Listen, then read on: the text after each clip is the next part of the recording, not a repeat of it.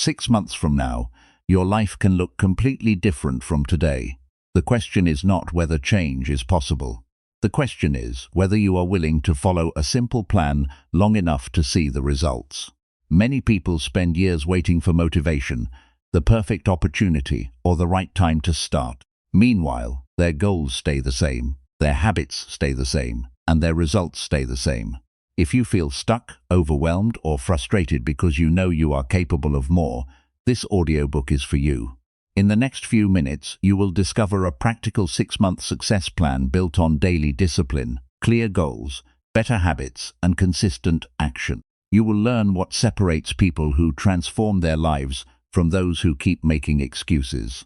Stay with me until the end, because one simple idea in this audiobook could change how you approach every day for the next 6 months, and possibly the rest of your life. Chapter 1. Decide today that your life deserves better. There is a moment that changes everything. It does not arrive with fireworks or a dramatic soundtrack. It does not come wrapped in perfect timing or ideal circumstances. It comes quietly, sometimes in the middle of the night when the house is still and your thoughts are loud. Sometimes it arrives on an ordinary Tuesday morning when you look in the mirror and feel something deep inside you say, "This is not the life I was meant to live." That moment is a gift. That feeling is not a sign of weakness. It is a sign of awareness, and awareness is where every transformation begins. You picked up this book because something in you is ready. Maybe you have been carrying the weight of unfinished dreams for years. Maybe you have watched other people move forward while you stayed in the same place, wondering what they know that you do not. Maybe you have told yourself so many times that things will get better that one day you stopped believing it. Whatever brought you here, the fact that you are here matters. It means part of you still believes that better is possible, and that part is right. This chapter is not about fixing everything at once. It is not about overhauling your entire life before breakfast. It is about something smaller and far more powerful. It is about making one honest decision. The decision that your life deserves better than what you have been settling for. Most people never make that decision. Not truly. They think about it. They dream about it. They talk about it with friends over coffee. But thinking about change and deciding to change are two completely different things. A thought floats. A decision lands. A thought is something you carry around and set down when it gets heavy. A decision is something you stand on. Think about how many times you have told yourself you would start on Monday. How many times you said next month, next year, when things calm down, when the kids are older, when work gets easier. And here you are, still waiting. Still standing at the edge of the life you want, watching it from a distance. The honest truth is that the right time will never arrive on its own. You have to call it forward by deciding that today is it. Not tomorrow, not when everything is perfect. Today. Now, before you go any further, there is something you need to understand about yourself. You are not behind. You are not broken. You have not wasted your life. What you have done is lived it the best way you knew how, with the tools, the knowledge, and the mindset you had at the time. But you are here now. You are reading these words now. And right now you have access to something new. A new perspective, a new plan, a new beginning. The next 6 months of your life are going to be different. Not because luck is about to find you. Not because it's suddenly going to become more fair or more generous. They are going to be different because you are going to show up differently. You are going to think differently, act differently, and expect differently. That shift starts right here in this first chapter with this one fundamental act of self-respect, deciding that you deserve better. But here is where most people stumble. They hear something like, "You deserve better," and they nod along, feeling good for a few minutes. Then they close the book, go back to their routine, and nothing changes. Why? Because they heard the idea without truly absorbing it. They agreed with it on the surface, without letting it reach the deeper part of them, where real beliefs live. So right now, ask yourself this question honestly. Do you actually believe your life can change?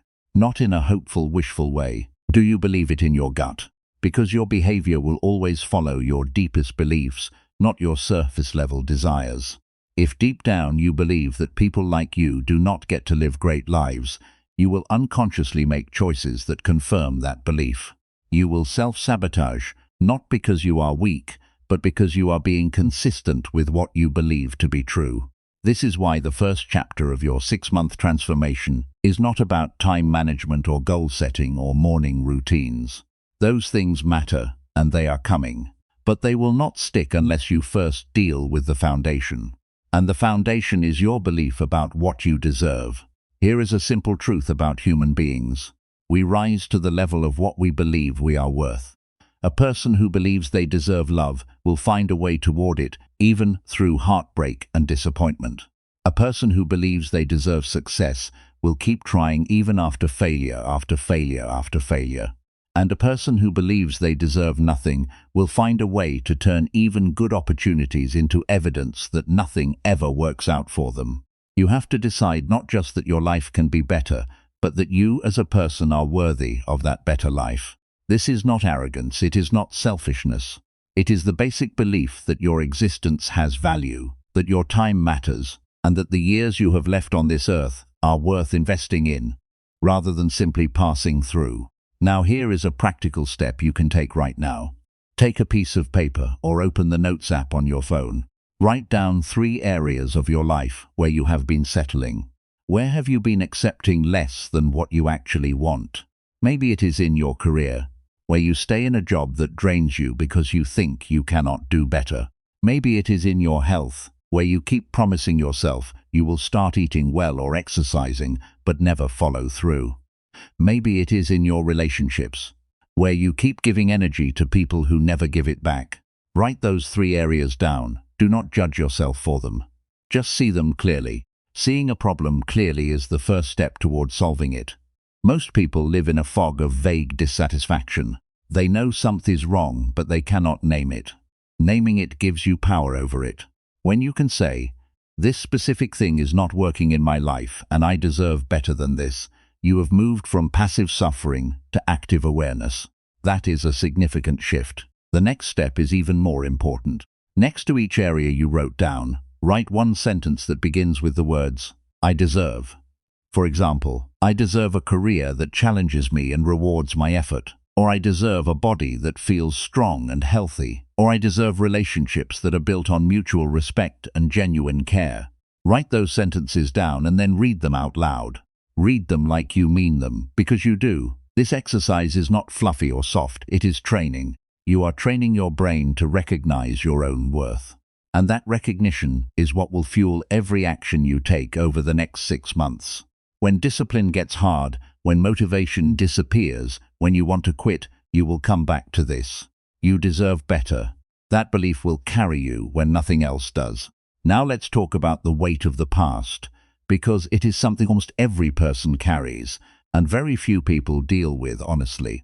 You may have grown up in an environment where your worth was never affirmed, where you were told, directly or indirectly, that you were not smart enough, not talented enough, not worthy of big dreams. Those messages left marks, and those marks shape the way you see yourself today, often without you even realizing it.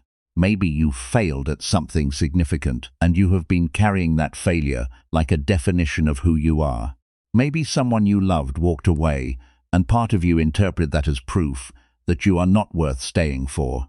Maybe you made choices you regret, and you have been punishing yourself quietly ever since, believing that someone who made those choices does not deserve to have good things. Here is the truth. Your past is not your sentence. It is your story. And every powerful story has a turning point, a moment where the character decides to stop being defined by what happened to them and starts choosing who they want to become. This is your turning point, right here, right now. Every single person who has ever built a life they are proud of has a past full of mistakes, losses, failures, and pain. The difference is not that they had easier lives. The difference is that they made a decision at some point to stop using their past as a reason to stay small and start using it as a reason to grow. They decided that everything they went through had made them capable, not broken, experienced, not damaged, stronger, not weaker. You are allowed to make that decision too, and nobody can make it for you. Not your partner, not your parents, not your friends, not this book. Only you can decide that the story of your life deserves a better next chapter. So here is what this 6-month plan is built on. 6 months from now, you will be a different version of yourself.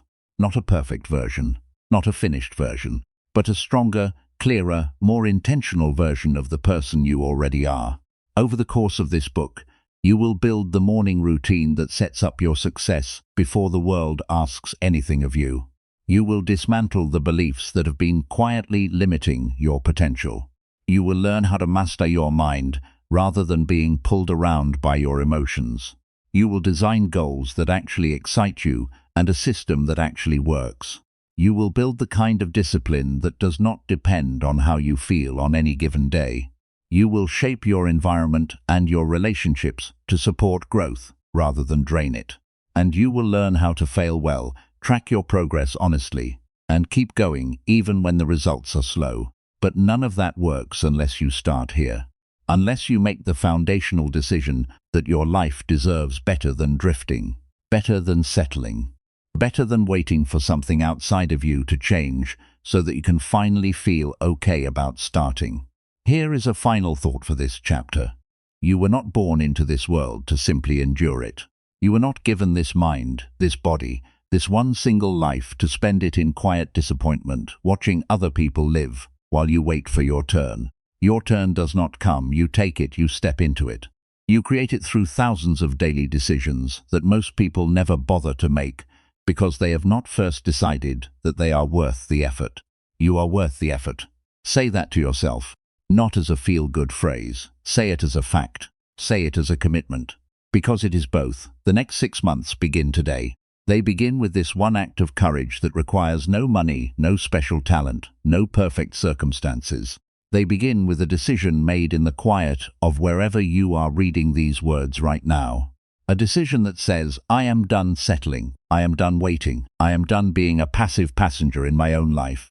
Starting today, I am the one in the driver's seat. That decision is the most powerful thing you will do today.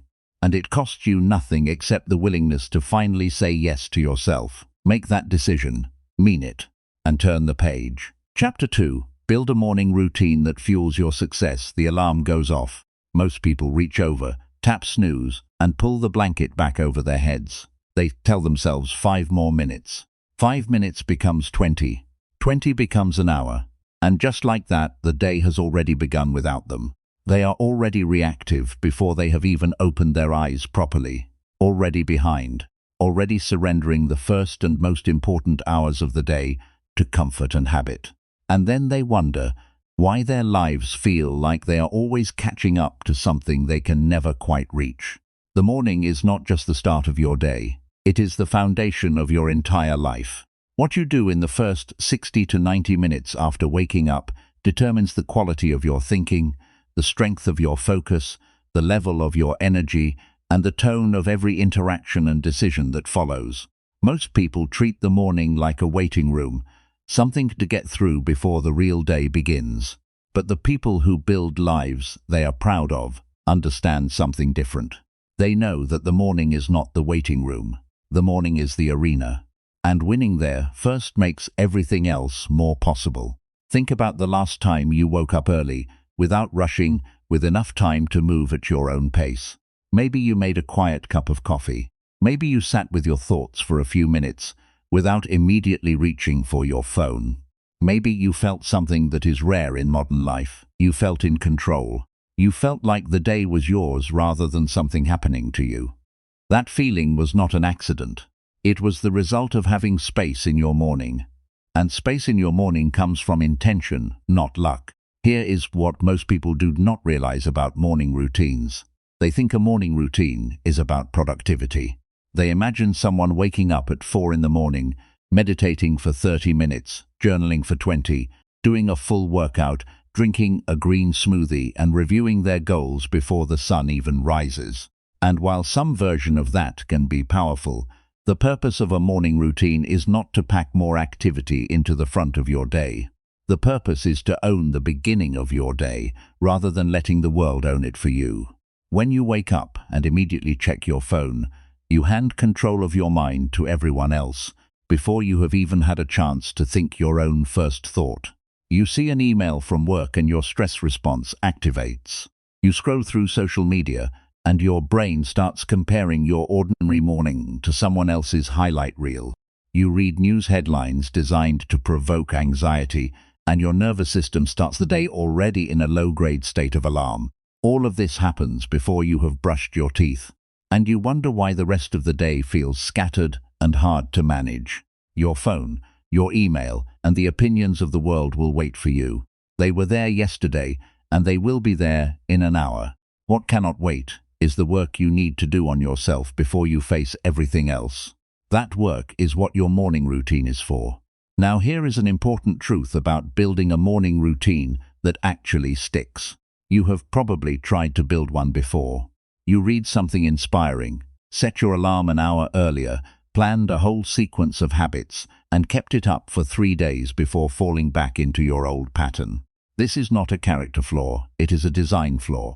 The routine you tried to build was probably too complicated, too ambitious, and too disconnected from who you actually are and what your life actually looks like. A great morning routine is not copied from someone else's life. It is designed for yours. Start with one question. What kind of person do you want to be by the time you walk out the door or sit down to start your day? Do you want to feel calm and focused? Do you want to feel energized and strong? Do you want to feel clear-headed and purposeful? The answer to that question tells you what your morning needs to include, because every element of your routine should be working toward that version of you. The first thing you need to protect your morning from is urgency. Urgency is the feeling that you are already behind the moment you wake up. It is almost always caused by not giving yourself enough time. If you wake up with just enough time to shower, get dressed, grab something to eat while rushing out the door, and make it to wherever you need to be, then your morning has no room to breathe. And a morning with no room to breathe produces a person with no room to think clearly. The simplest and most powerful change you can make to your morning is waking up 30 minutes earlier than you currently do. Not an hour, not 2 hours, just 30 minutes. That single shift creates enough space to begin building something meaningful. In those 30 minutes, there are 3 things that will consistently produce the kind of mental state that drives a productive and intentional day. The first is physical movement. This does not mean a full gym session before sunrise. It means moving your body enough to wake it up properly. 10 minutes of stretching, a short walk around the block, or a simple series of bodyweight exercises is enough to shift your physiology. When you move your body, your brain receives more blood flow and oxygen. Your mood-regulating chemicals activate. Your body temperature rises in a way that signals alertness. You go from being someone who woke up to being someone who is awake. That difference is significant. The second thing is silence and stillness. This sounds simple, and it is, but it is increasingly rare. Before the noise of the world enters your mind, give yourself a few minutes of quiet. You can sit with a warm drink. You can breathe slowly and deliberately. You can pray or meditate, or simply think without an agenda. The goal is to start your day from a place of internal calm rather than external reaction. People who practice this consistently report that their ability to handle stress throughout the day improves noticeably. When your morning is rooted in stillness, you carry some of that stillness with you even into difficult moments. The third thing is intention. Before your day begins, decide what matters most about it. Not 100 things, 1 or 2. What is the single most important thing you need to accomplish today? What kind of person do you want to be today? How do you want to show up for the people in your life? Spending 3 minutes with these questions at the start of your day does something remarkable. It gives your brain a direction, and a brain with a direction is a focused brain is productive. A productive person builds a productive day. A productive day builds a productive life. And it all starts with 3 quiet minutes of intention before the world asks anything of you. Now let's talk about the role of your body in your morning, because this is where many people underestimate the power of what they consume in the first hour of being awake. Your body has been fasting through the night. Your brain is running on depleted reserves. What you put into your body in the morning directly affects how well it functions for the next several hours. This is not about following a perfect diet. It is about making conscious choices rather than automatic ones. Drinking water first thing in the morning is one of the simplest upgrades available to you. Your body loses water through breathing and sweating while you sleep. Starting your day with a glass of water before anything else rehydrates your system, supports your metabolism, and helps your brain function more clearly. It takes 30 seconds. The people who do this consistently notice a difference in their energy and mental clarity.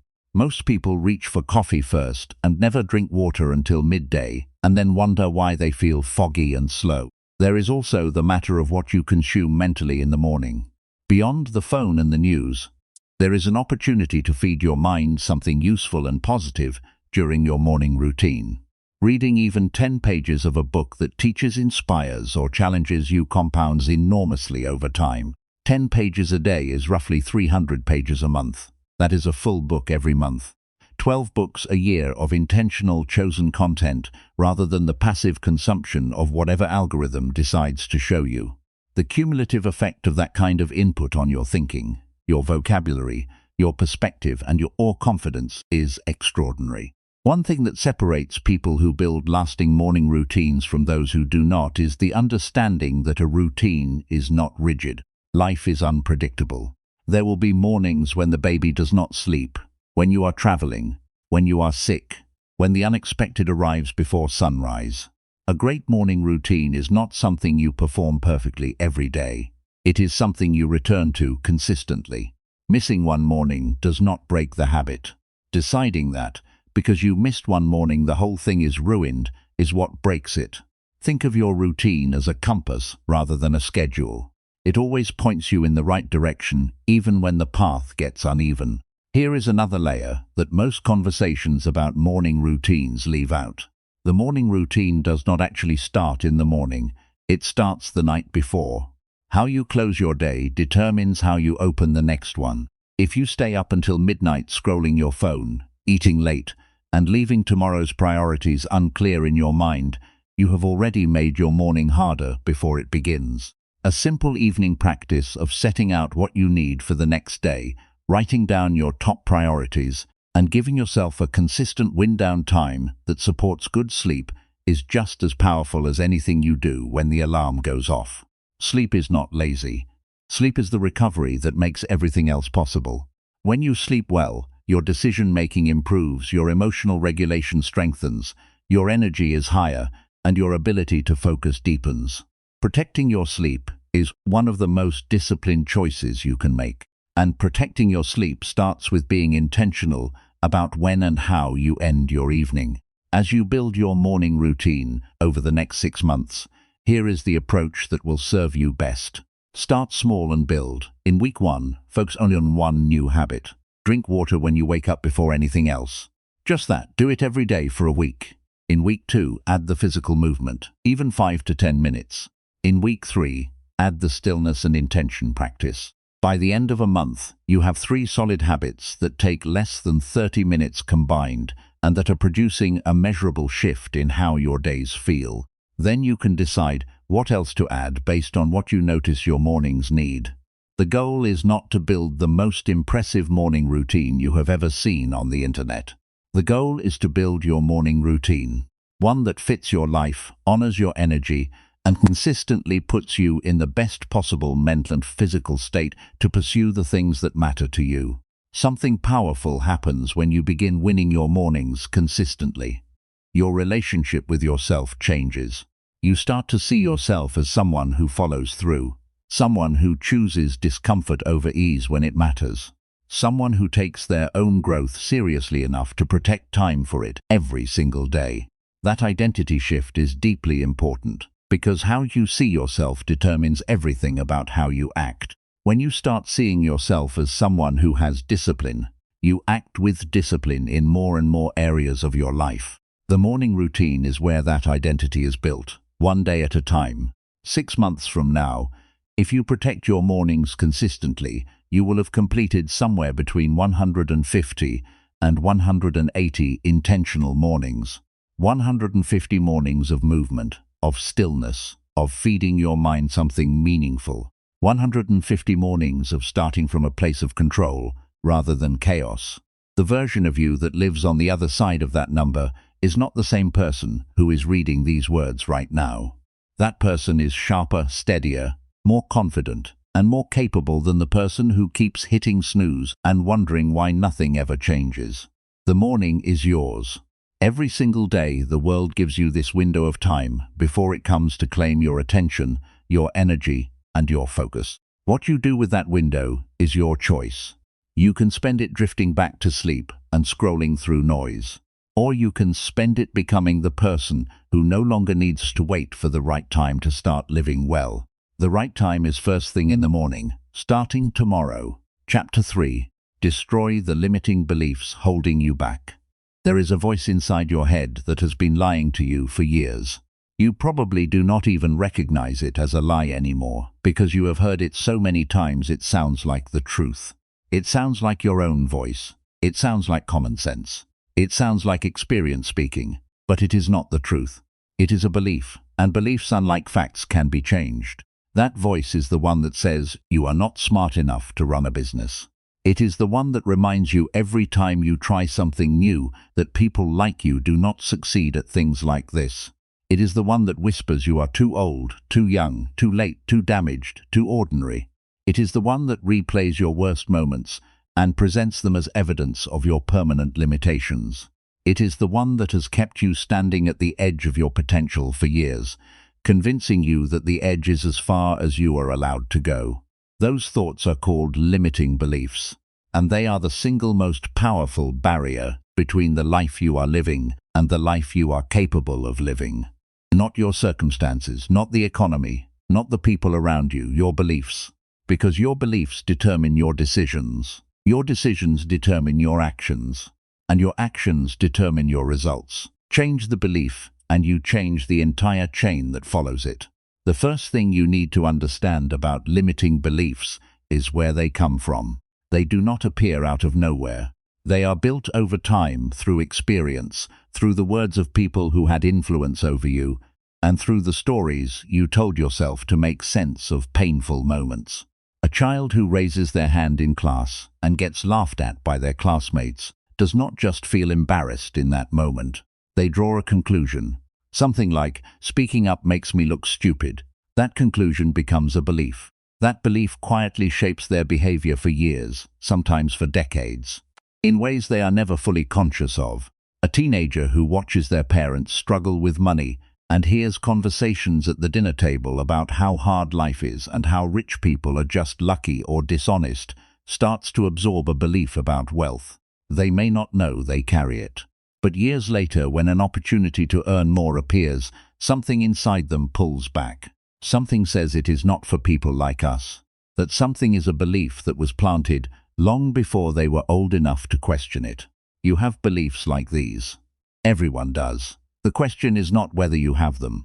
The question is whether you are going to keep letting them run your life from the background while you remain unaware of them, or whether you are going to drag them into the light, examine them honestly, and decide whether they deserve the authority they have been given over your choices. Here is how you begin to identify your limiting beliefs.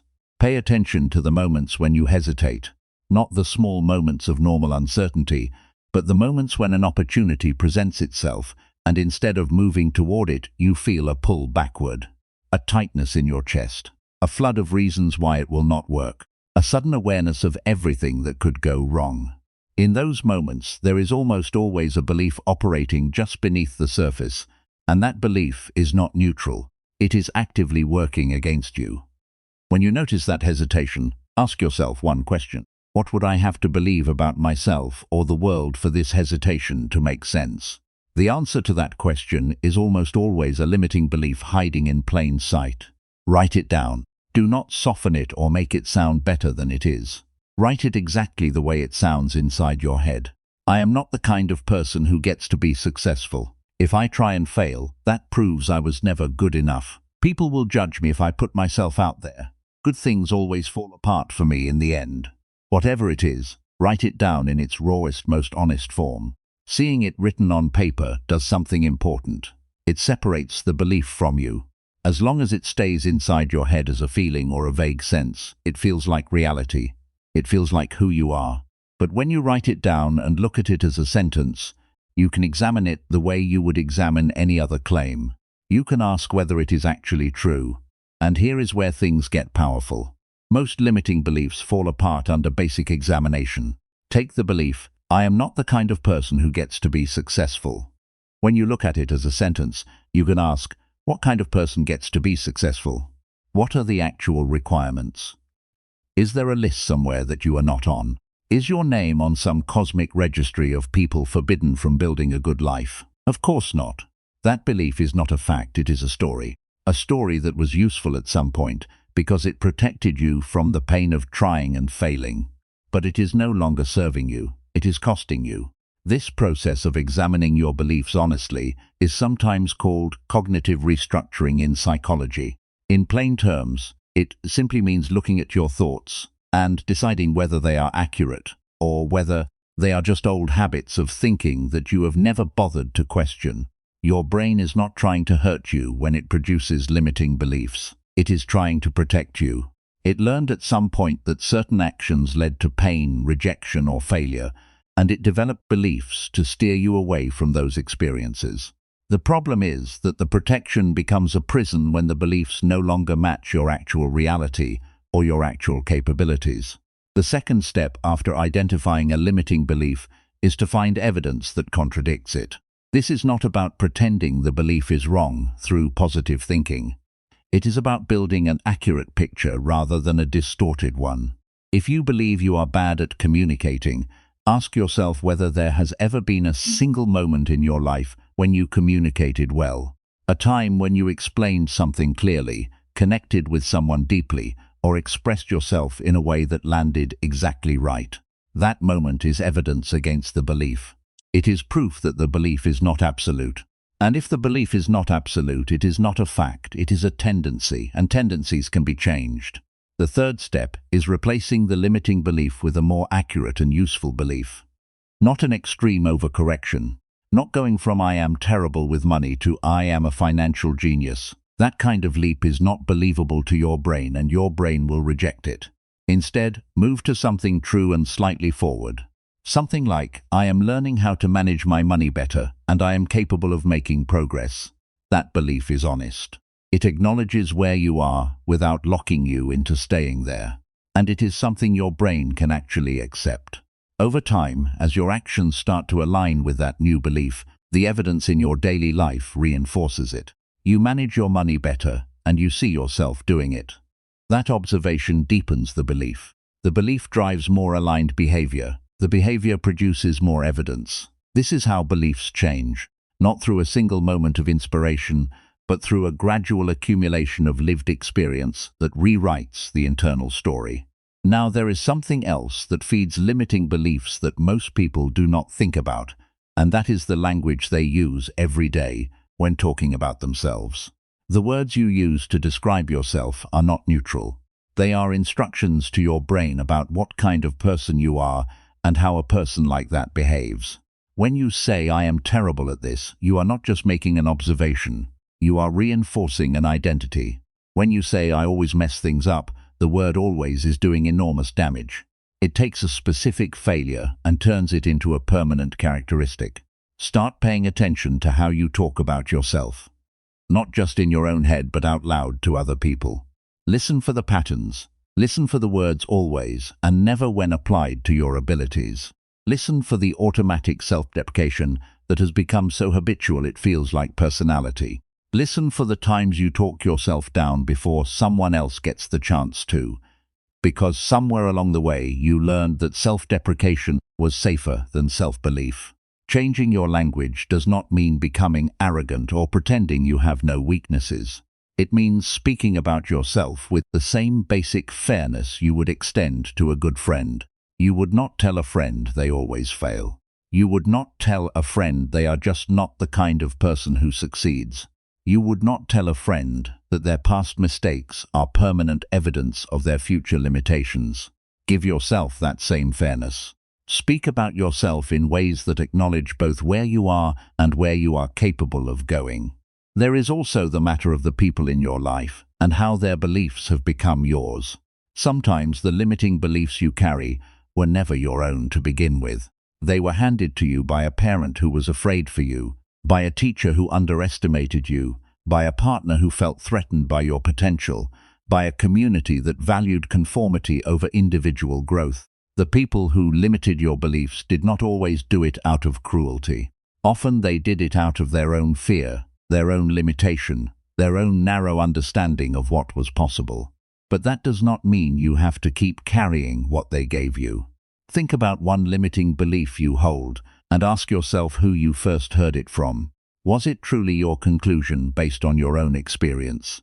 Or did someone plant that seed in you when you were too young or too vulnerable to question it? If it was given to you by someone else, you have the right to give it back. Not with anger or resentment. Simply by deciding that another person's fear does not get to define your future. One of the most important distinctions you can make in your personal growth journey is the difference between a fact and a belief. A fact is something that is objectively verifiable, regardless of who is looking at it. A belief is a conclusion that a particular mind drew from a particular set of experiences. Facts are fixed. Beliefs are flexible. You cannot change the facts of your past. You absolutely can change the beliefs you have built around them. That distinction is where your freedom lives. There will be moments during this 6-month journey when a limiting belief you thought you had dealt with comes back. Maybe you make progress for several weeks, and then something happens, a setback, a rejection, a bad day, and that old familiar voice returns louder than ever. This is normal. Old beliefs do not disappear the first time you challenge them. They are like weeds in a garden. You pull them and they come back. But every time you pull them, the roots get a little shallower, the return a little slower, until eventually the new belief, nourished by consistent action and attention, takes up enough space that the old one simply has no room left to grow. The work of destroying limiting beliefs is not dramatic. It does not happen in one powerful moment of realization. It happens through repetition, through noticing the thought, questioning the thought, replacing the thought, acting in spite of the thought, and watching the evidence of your capability accumulate over time. It is quiet, unglamorous, daily work. But there is no personal transformation that happens without it. Every other habit and skill you build over these 6 months will grow in proportion to how much you clear the internal ground they are planted in. Your potential is not a fixed number. It is not determined by your IQ or your background or your track record or your worst days or your most embarrassing moments. Your potential is shaped by what you believe is possible and what you are willing to consistently do in the direction of those possibilities. The moment you expand your belief about what you deserve and what you are capable of, your potential expands with it. You have been carrying beliefs that were built for a smaller version of your life. A version of you that needed protection. A version of you that was younger, less experienced, more vulnerable, less equipped. That version of you made sense then. But you are not that version anymore. You have survived things, learned things, grown through things. The beliefs you carry should reflect the person you have actually become, not the person you were when those beliefs were first formed. Decide today that you will no longer give old lies the authority to direct your new life. Decide that the story your limiting beliefs have been telling is not the final word on who you are and what you are capable of. You are allowed to write a different story, a more honest one where you are not a person limited by your past, but a person being built by your choices.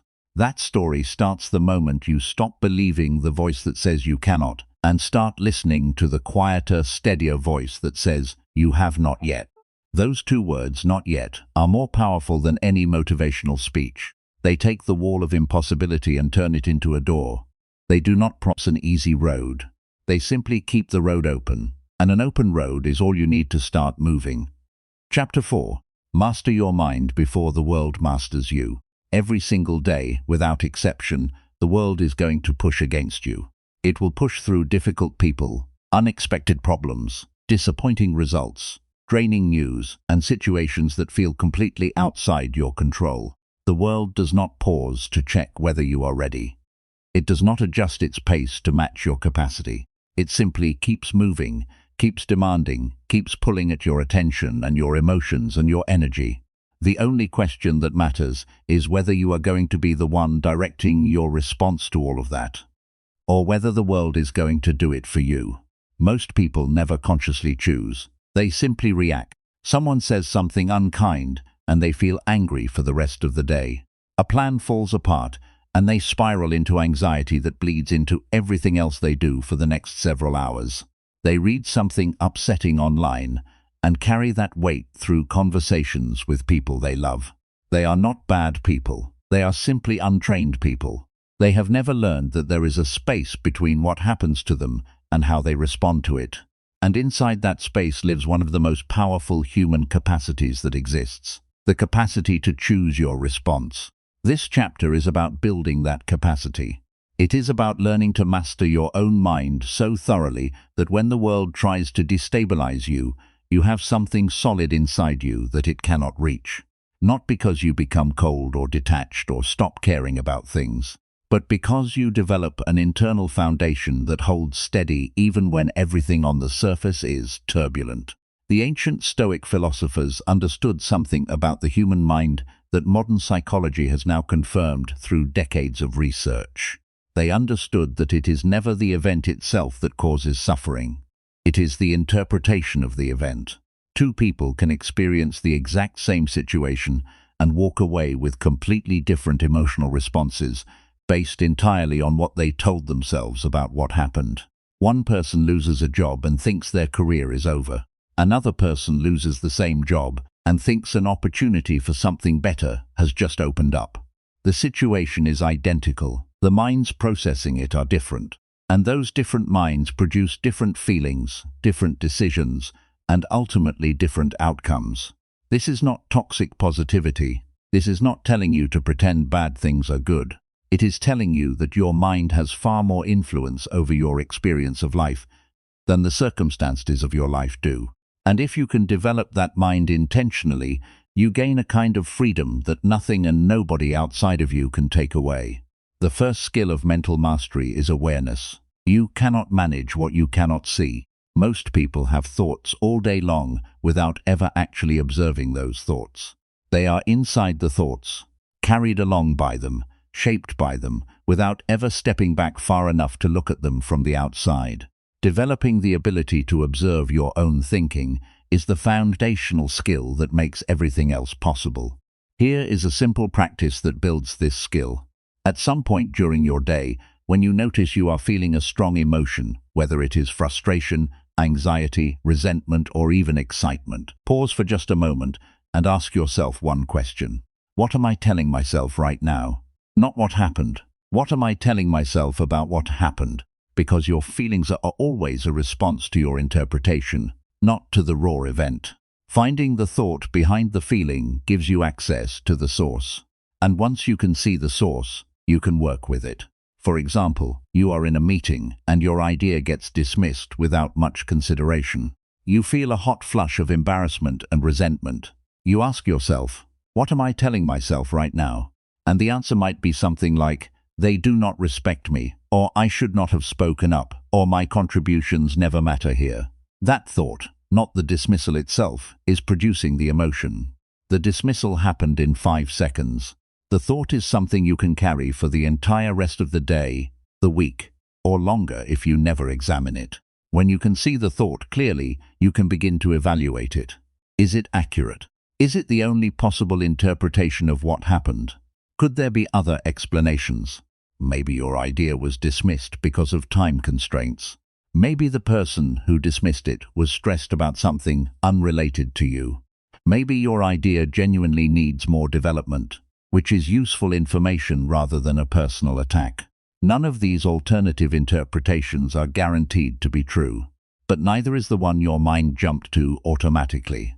And recognizing that your automatic interpretation is not the only one weakens its grip on your emotional state.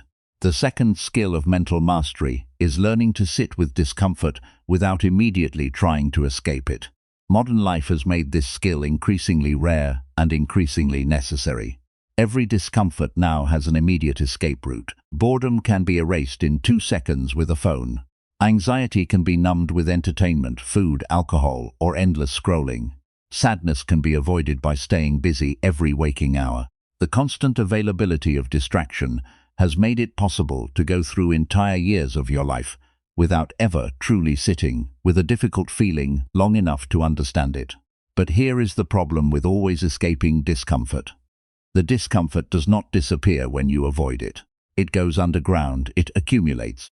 It comes out sideways in irritability, in overreaction, in chronic low-level anxiety that you cannot trace back to a source because you never let it surface long enough to examine. The person who never sits with their discomfort becomes someone controlled by it without ever knowing why they feel the way they feel. Mental mastery requires a different relationship with difficult emotions. Not the relationship of someone who enjoys suffering, but the relationship of someone who is willing to feel what needs to be felt, observe it without being consumed by it, and move through it with intention rather than being dragged through it reactively. When anxiety comes, instead of immediately reaching for something to make it stop, ask yourself what the anxiety is trying to tell you. Anxiety is almost always a signal. Something needs your attention. Something feels uncertain or unsafe. The signal itself is useful. The question is whether you are willing to hear it. The third skill is learning to direct your attention deliberately. Your attention is the most valuable resource you have. Where your attention goes, your experience follows. A person who gives most of their daily attention to what is going wrong, what is missing, what could fall apart, and what other people are doing better, will have a fundamentally different experience of life than a person who consistently directs their attention toward what is working, what they are building, what they have learned, and what is within their control. This is not about ignoring problems. Problems need attention too. But there is a difference between giving a problem the attention required to solve it and giving a problem unlimited, undirected attention that produces nothing but prolonged distress. Productive attention moves towards solutions. Unproductive attention loops around the same painful point endlessly. Learning to recognize which kind of attention you are currently giving a problem and redirecting when necessary is one of the highest leverage mental skills you can develop. One practical way to train this is through the daily use of what some call a control inventory. At any point during your day when you feel overwhelmed, anxious, or frustrated, take a piece of paper and draw a line down the middle. On one side, write everything about the situation that is within your control. On the other side, write everything that is not. What you will almost always find is that the things causing the most emotional distress are sitting in the not in my control column. You are spending enormous mental energy on things you cannot change, cannot predict, and cannot determine. And meanwhile, the things you actually can influence are receiving very little of your focus. Shifting your attention consistently toward what you can control does not eliminate uncertainty. It simply stops you from wasting your mental resources on what was never yours to manage in the first place. Over time, this becomes a default orientation rather than something you have to consciously force. You start naturally asking, what can I actually do about this, before you allow yourself to spiral into worry about what might happen. The fourth skill is managing your self-talk with discipline. The conversation you have with yourself every day is the longest and most influential conversation in your life. Nobody speaks to you more than you speak to yourself. And most people speak to themselves with a level of harshness and negativity that they would never direct at another human being. They narrate their own failures with contempt. They catastrophize future events with vivid specificity. They replay past mistakes with relentless detail while barely registering their own successes. This internal conversation is shaping your emotional state, your confidence, your energy, and your actions all day long. And most of it is happening below the level of conscious awareness. Bringing it into awareness and then choosing to change the quality of it is not soft work. It is some of the hardest and most important work you will do during this 6-month transformation. The goal is not to make your self-talk relentlessly positive. The goal is to make it honest and fair. When you make a mistake, address it clearly without magnifying it into a statement about your entire character. When you face a challenge, acknowledge the difficulty without concluding that the difficulty makes success impossible. When you feel fear, recognize it without allowing it to become the final word on what you are or are not capable of doing. Honest and fair self-talk keeps you grounded in reality while still moving forward within it. The fifth skill is learning to use your mind productively during idle time. The average person spends large amounts of their day in a mental state that is neither focused nor restful. They are not working deeply on anything. They are not genuinely relaxing. They are drifting, half engaged with a screen, half lost in low-quality thought loops. This mental middle ground is where a tremendous amount of life gets quietly consumed without producing anything of value. Your mind in idle time defaults to its habitual patterns. For most people, those patterns involve rehashing the past, worrying about the future, comparing themselves to others, and cycling through grievances. These patterns are not productive, and they are not restful. They are draining. Learning to use transitional moments, commutes, waiting rooms, quiet evenings, with more intention transforms hours that were previously wasted into time that builds something. This does not mean you should never truly rest. Rest is essential, and rest is not the same as drifting. True rest is chosen, deliberate, and restorative. Listening to something that teaches you during your commute is not rest, but it is productive. Sitting quietly in a park without your phone for 20 minutes is rest. Scrolling aimlessly through content that leaves you feeling worse is neither productive nor restorative. It is the mental equivalent of eating food with no nutritional value and then wondering why you feel depleted. The sixth skill, and perhaps the deepest one, is developing equanimity in the face of things you cannot change. There will be losses in your life. There will be relationships that end. There will be plans that fail. There will be moments of grief and disappointment and genuine hardship. Mental mastery does not mean you do not feel these things. It means you develop the capacity to feel them fully without being permanently derailed by them. The Stoics practiced something they called the premeditation of adversity. They would regularly spend a few minutes imagining difficult things that might happen, not to dwell on them anxiously, but to prepare their minds to respond with clarity rather than collapse if those things did occur. This practice produced people of extraordinary resilience. Not because they felt nothing, but because they had already done the work of understanding that difficulty was a part of life, and that their response to it was always within their power, even when the difficulty itself was not. You do not need to borrow suffering from the future to practice this, but you can build mental resilience by regularly asking yourself how you would respond with your best self if certain challenges arose. Not catastrophizing, just preparing. The mind that has thought carefully about how to respond to adversity before adversity arrives responds with more composure than the mind that encounters it completely unprepared. Mastering your mind is not a destination you arrive at and then stop working. It is a daily practice that gradually becomes a daily identity. The person who consistently observes their thoughts, questions their interpretations, directs their attention deliberately, manages their self-talk honestly, and responds to difficulty with composure is not born that way.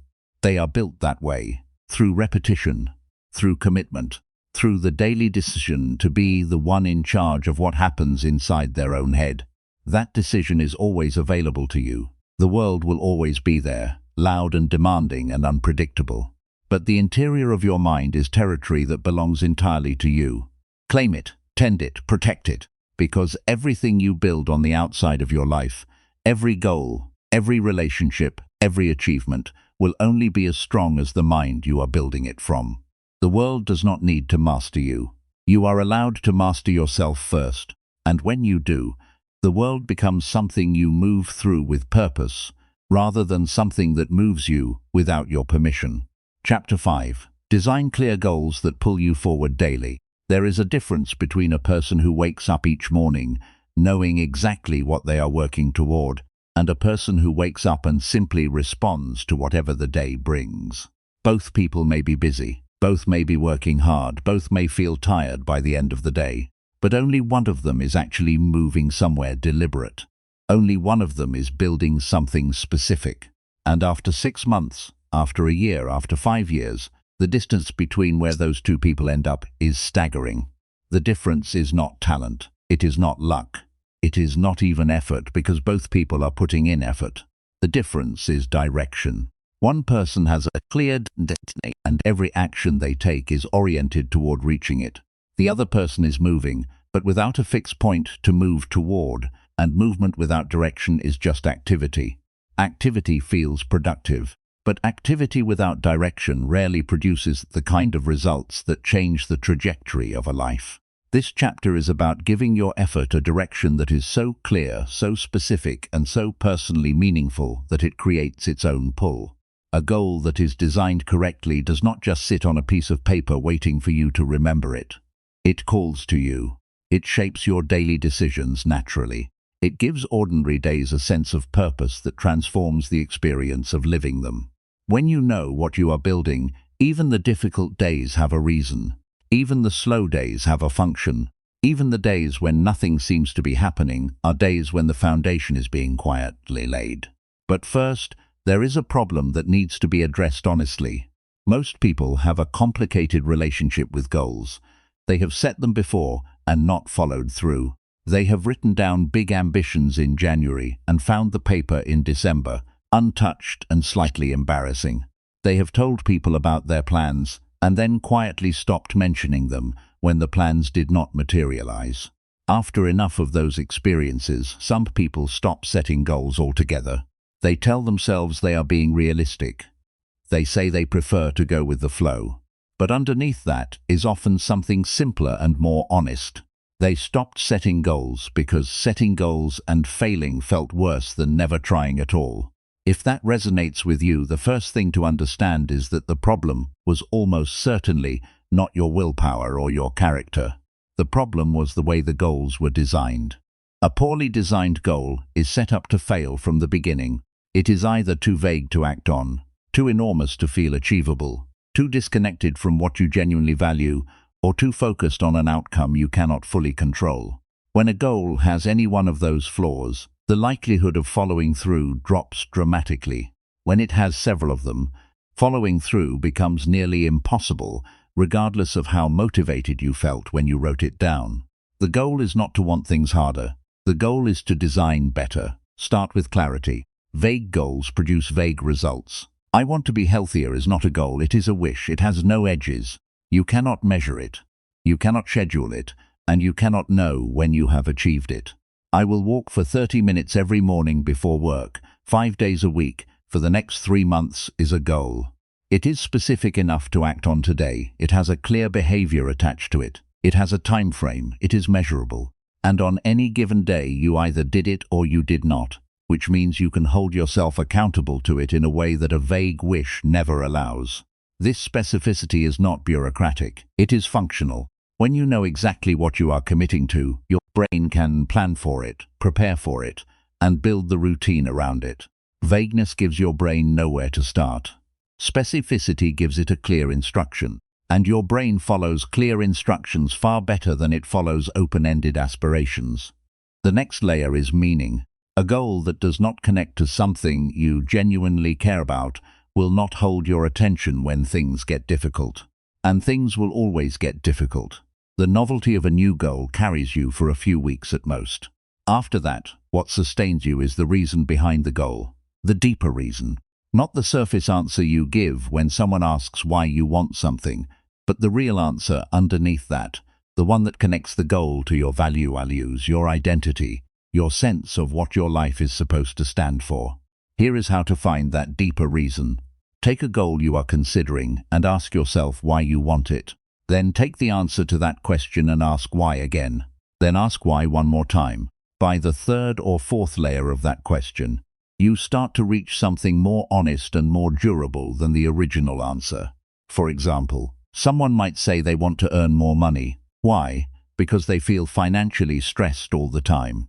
Why does that matter? Because they want to feel secure and give their family a stable life. Why does that matter? Because being a provider and protector is central to who they are and how they see their own worth. Now you have a goal connected to identity and values. That kind of goal has roots. It does not blow away when the first difficult week arrives. There is also the matter of goal size and the relationship between ambition and believability. There is a version of goal-setting advice that tells you to dream as big as possible, to write down outrageous targets that scare you, to aim for the moon so that even if you miss you land among the stars. That advice has some truth in it, but it also has a serious flaw. If your brain does not find a goal believable, it will not commit to it. You can write down a goal to become a millionaire in 12 months while starting from debt. But if some part of you knows that is not realistic given your current situation and skill set, the goal will produce anxiety rather than motivation. And anxiety is not a reliable fuel for long-term consistent action. The most effective goals sit in a zone between comfortable and impossible. They should require real effort and real growth to achieve. They should stretch you beyond where you currently are. But they should also be close enough to possible that your brain can genuinely see the path. The technical term for this zone in psychology is zone of proximal development, the space just beyond your current ability, but within reach with focused effort. Goals in this zone are energizing, goals far outside it are discouraging, goals well inside it are boring. Aim for the edge of your reach, not beyond your imagination of it. Now here is a concept that transforms the entire relationship between a person and their goals, and it is something that most conventional goal-setting advice misses almost entirely. The outcome of a goal is not what you practice every day. The behavior is what you practice every day, and behavior practiced daily is what actually produces the outcome. What this means practically is that your daily focus should be less on the destination and more on the actions that lead there. If your goal is to write a book, you cannot write a book every day, but you can write 500 words every day. If your goal is to build a successful business, you cannot build a business every morning before work, but you can spend 45 minutes every morning on the most important task that moves the business forward. If your goal is to transform your physical health over 6 months, you cannot be healthy every day in a measurable way, but you can make one good food choice and complete one workout every single day. The daily behavior is the goal you actually live with. The outcome is simply what happens when the daily behavior is sustained long enough. Shift your focus from where you want to end up to what you are going to do today, and the goal becomes something you interact with daily, rather than something you look at occasionally from a distance and hope is getting closer. This shift also protects your motivation on the days when results are not visible. Results are often invisible for long stretches.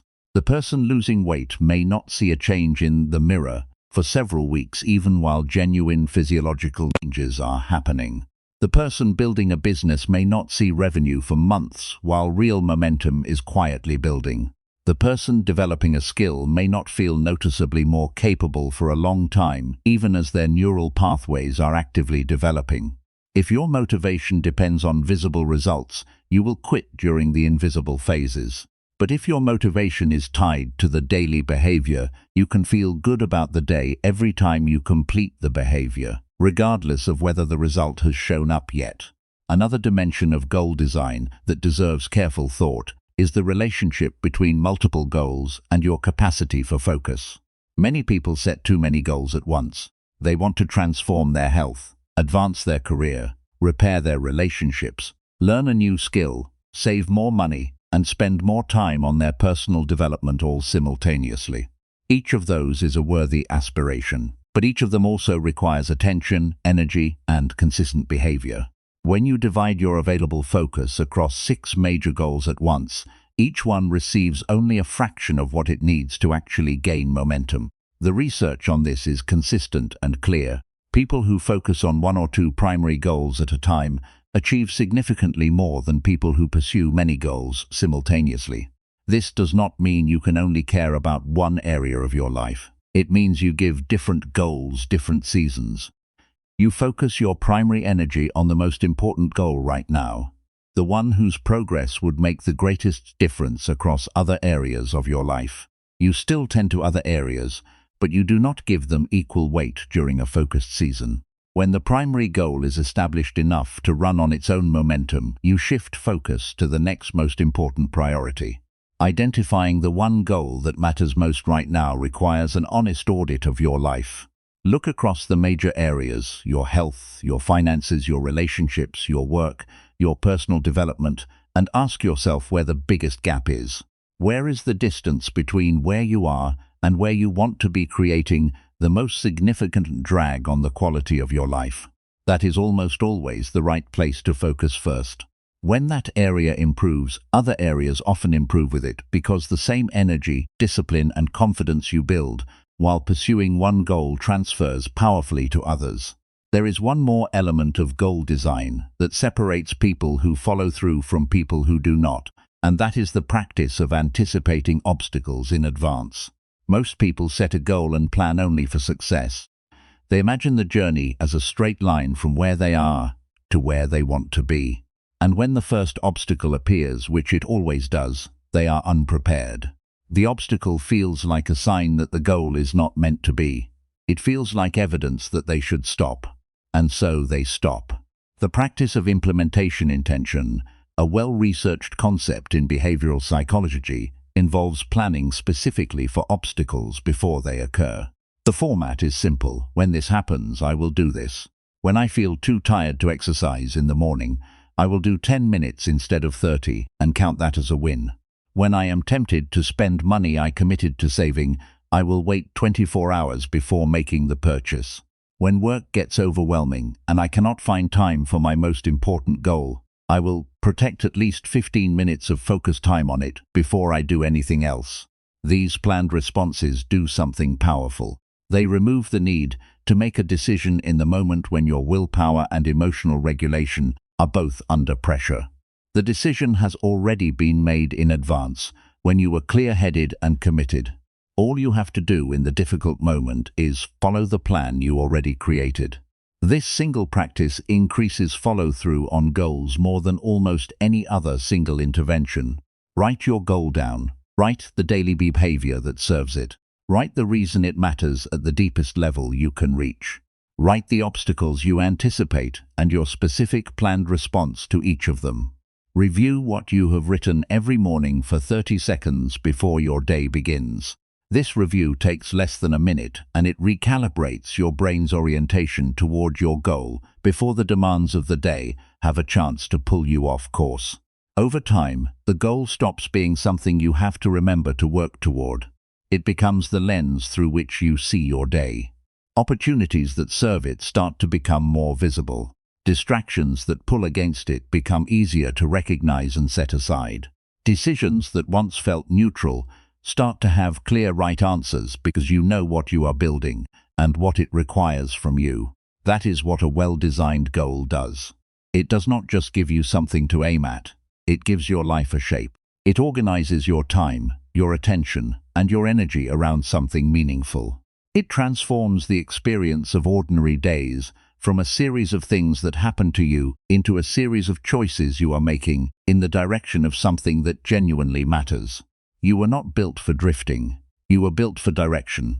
Choose yours clearly, commit to it daily, and watch how differently the world looks when every morning you know exactly what you are walking toward and exactly why it is worth the walk.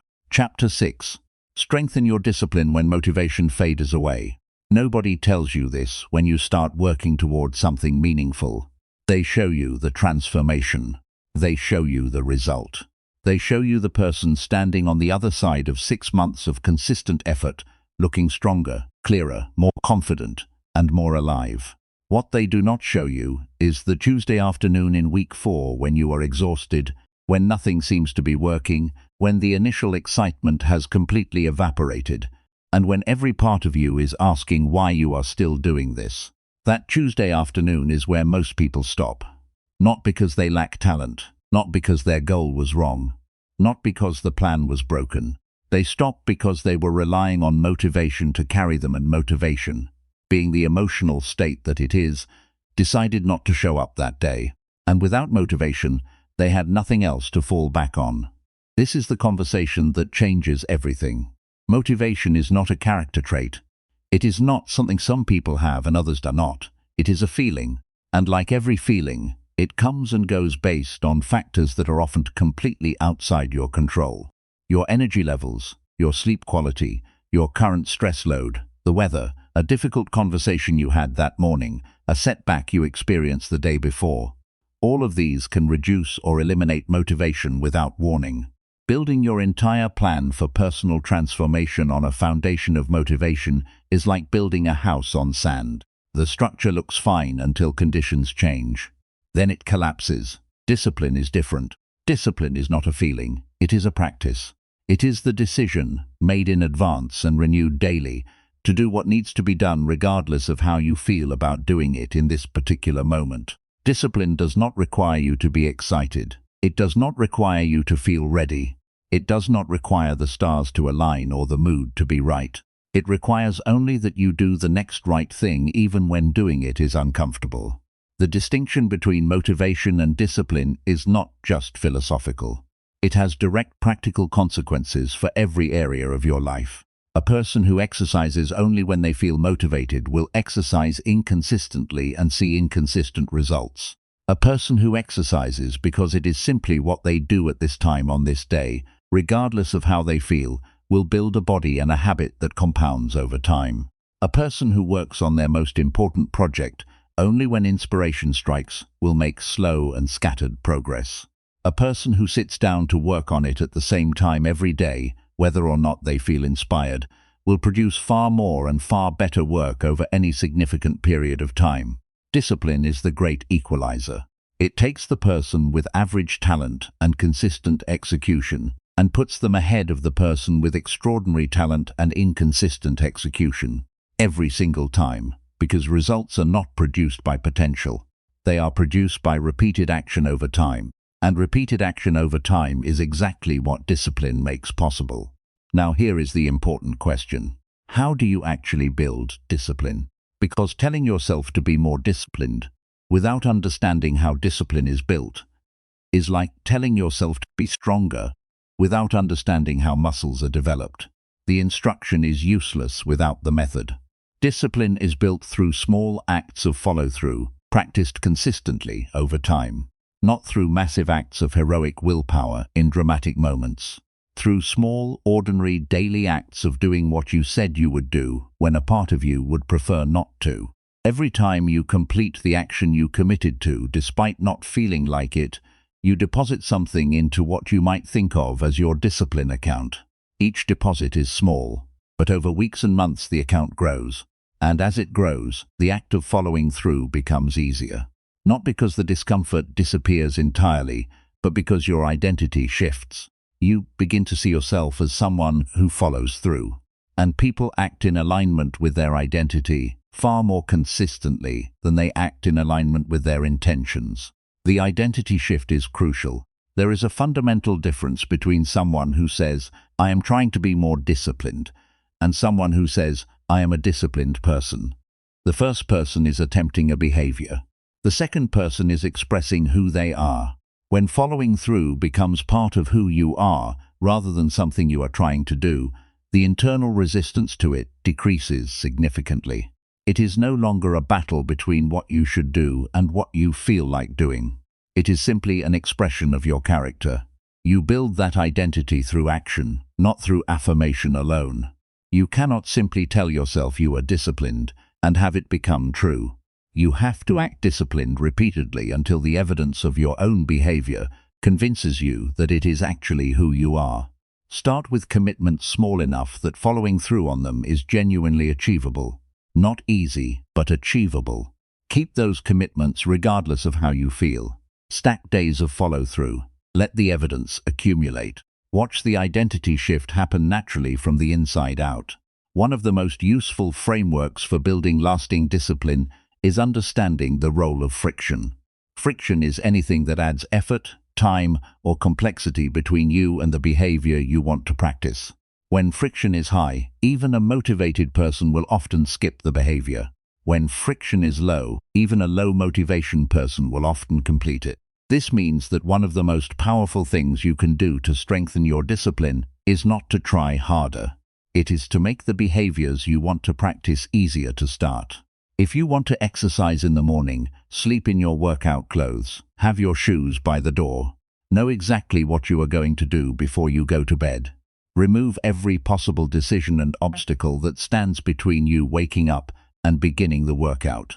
When the only thing you have to do is stand up and start, the barrier to starting is almost nothing. And starting as anyone who has ever done anything difficult knows, is the hardest part. Once you are in motion, continuing is almost always easier than beginning. Apply the same principle to every discipline you are building. If you want to read more, keep a book on your pillow. If you want to eat better, prepare your meals in advance so that when hunger arrives, the healthy option requires no effort.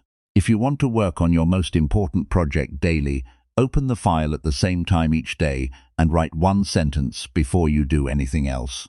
One sentence, just one. Because once you have written one sentence, the next one comes, and then the next. The discipline is not in the writing of the full chapter. The discipline is in opening the file. The inverse principle is also powerful. For behaviors you want to stop or reduce, increase the friction. Make them harder to access. Delete the apps that drain your time from the first page of your phone. Keep the television remote in a different room from where you sit most often.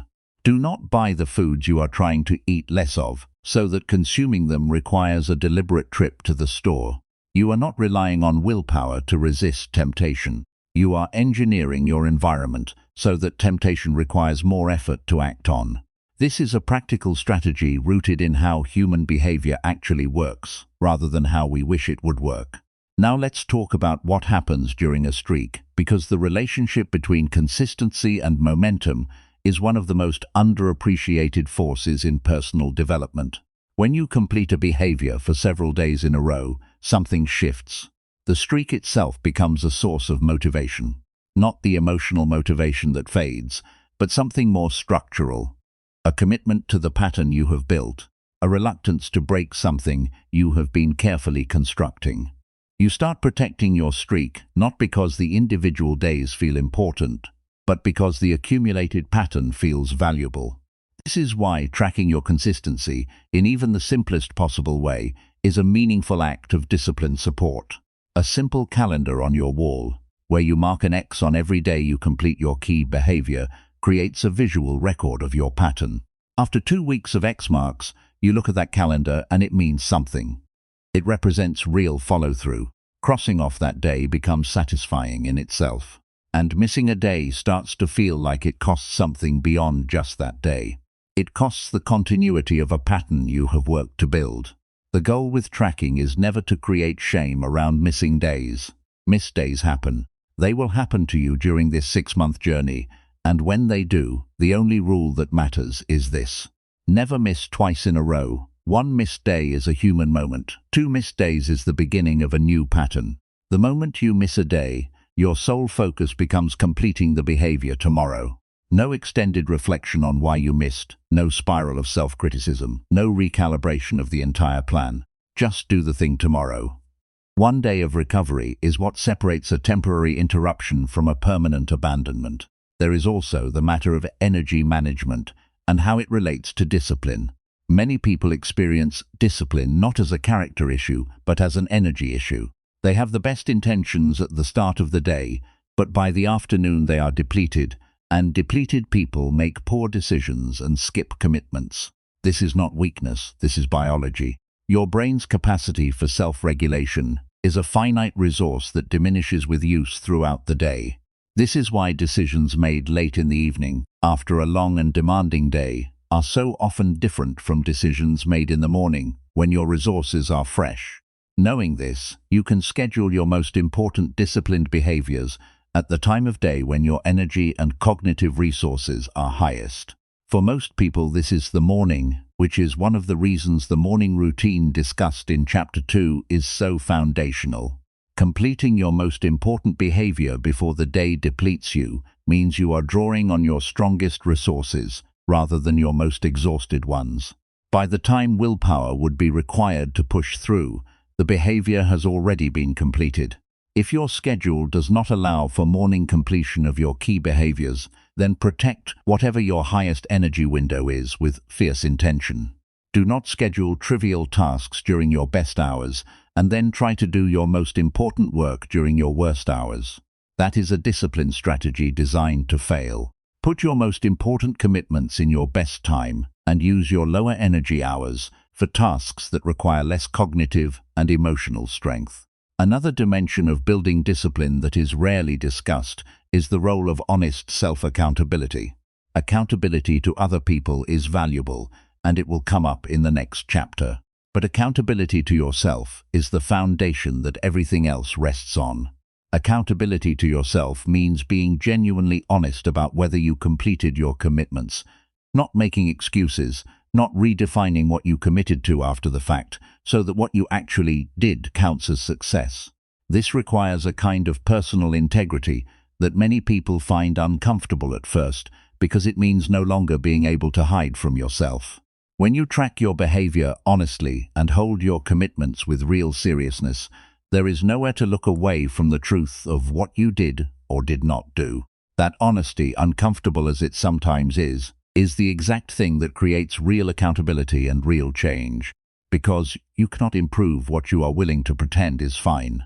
Review your commitments each evening with a simple and honest question. Did I do what I said I would do today? Not did I try? Not did I have good reasons for not doing it? Did I do it? If yes, acknowledge that honestly and let it build your confidence. If no, acknowledge that equally honestly without dramatizing it. Identify the specific obstacle that prevented it, adjust if necessary, and recommit for tomorrow. This nightly review takes 2 minutes. Over 6 months, it builds a level of self-awareness and personal accountability that most people never develop in a lifetime. The final piece of building discipline that deserves attention is the relationship between your identity and your environment. You are not equally disciplined in all environments. You are more likely to make the choices aligned with your values in an environment that supports those values and less likely in one that works against them.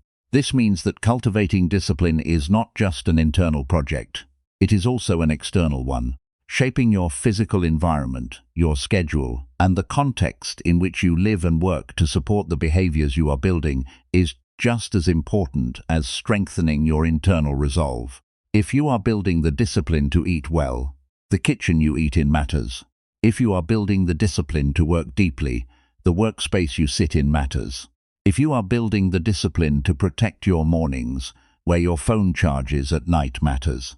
These may seem like small details, but discipline is always exercised in a specific context, and a context designed to support it makes discipline feel natural rather than heroic.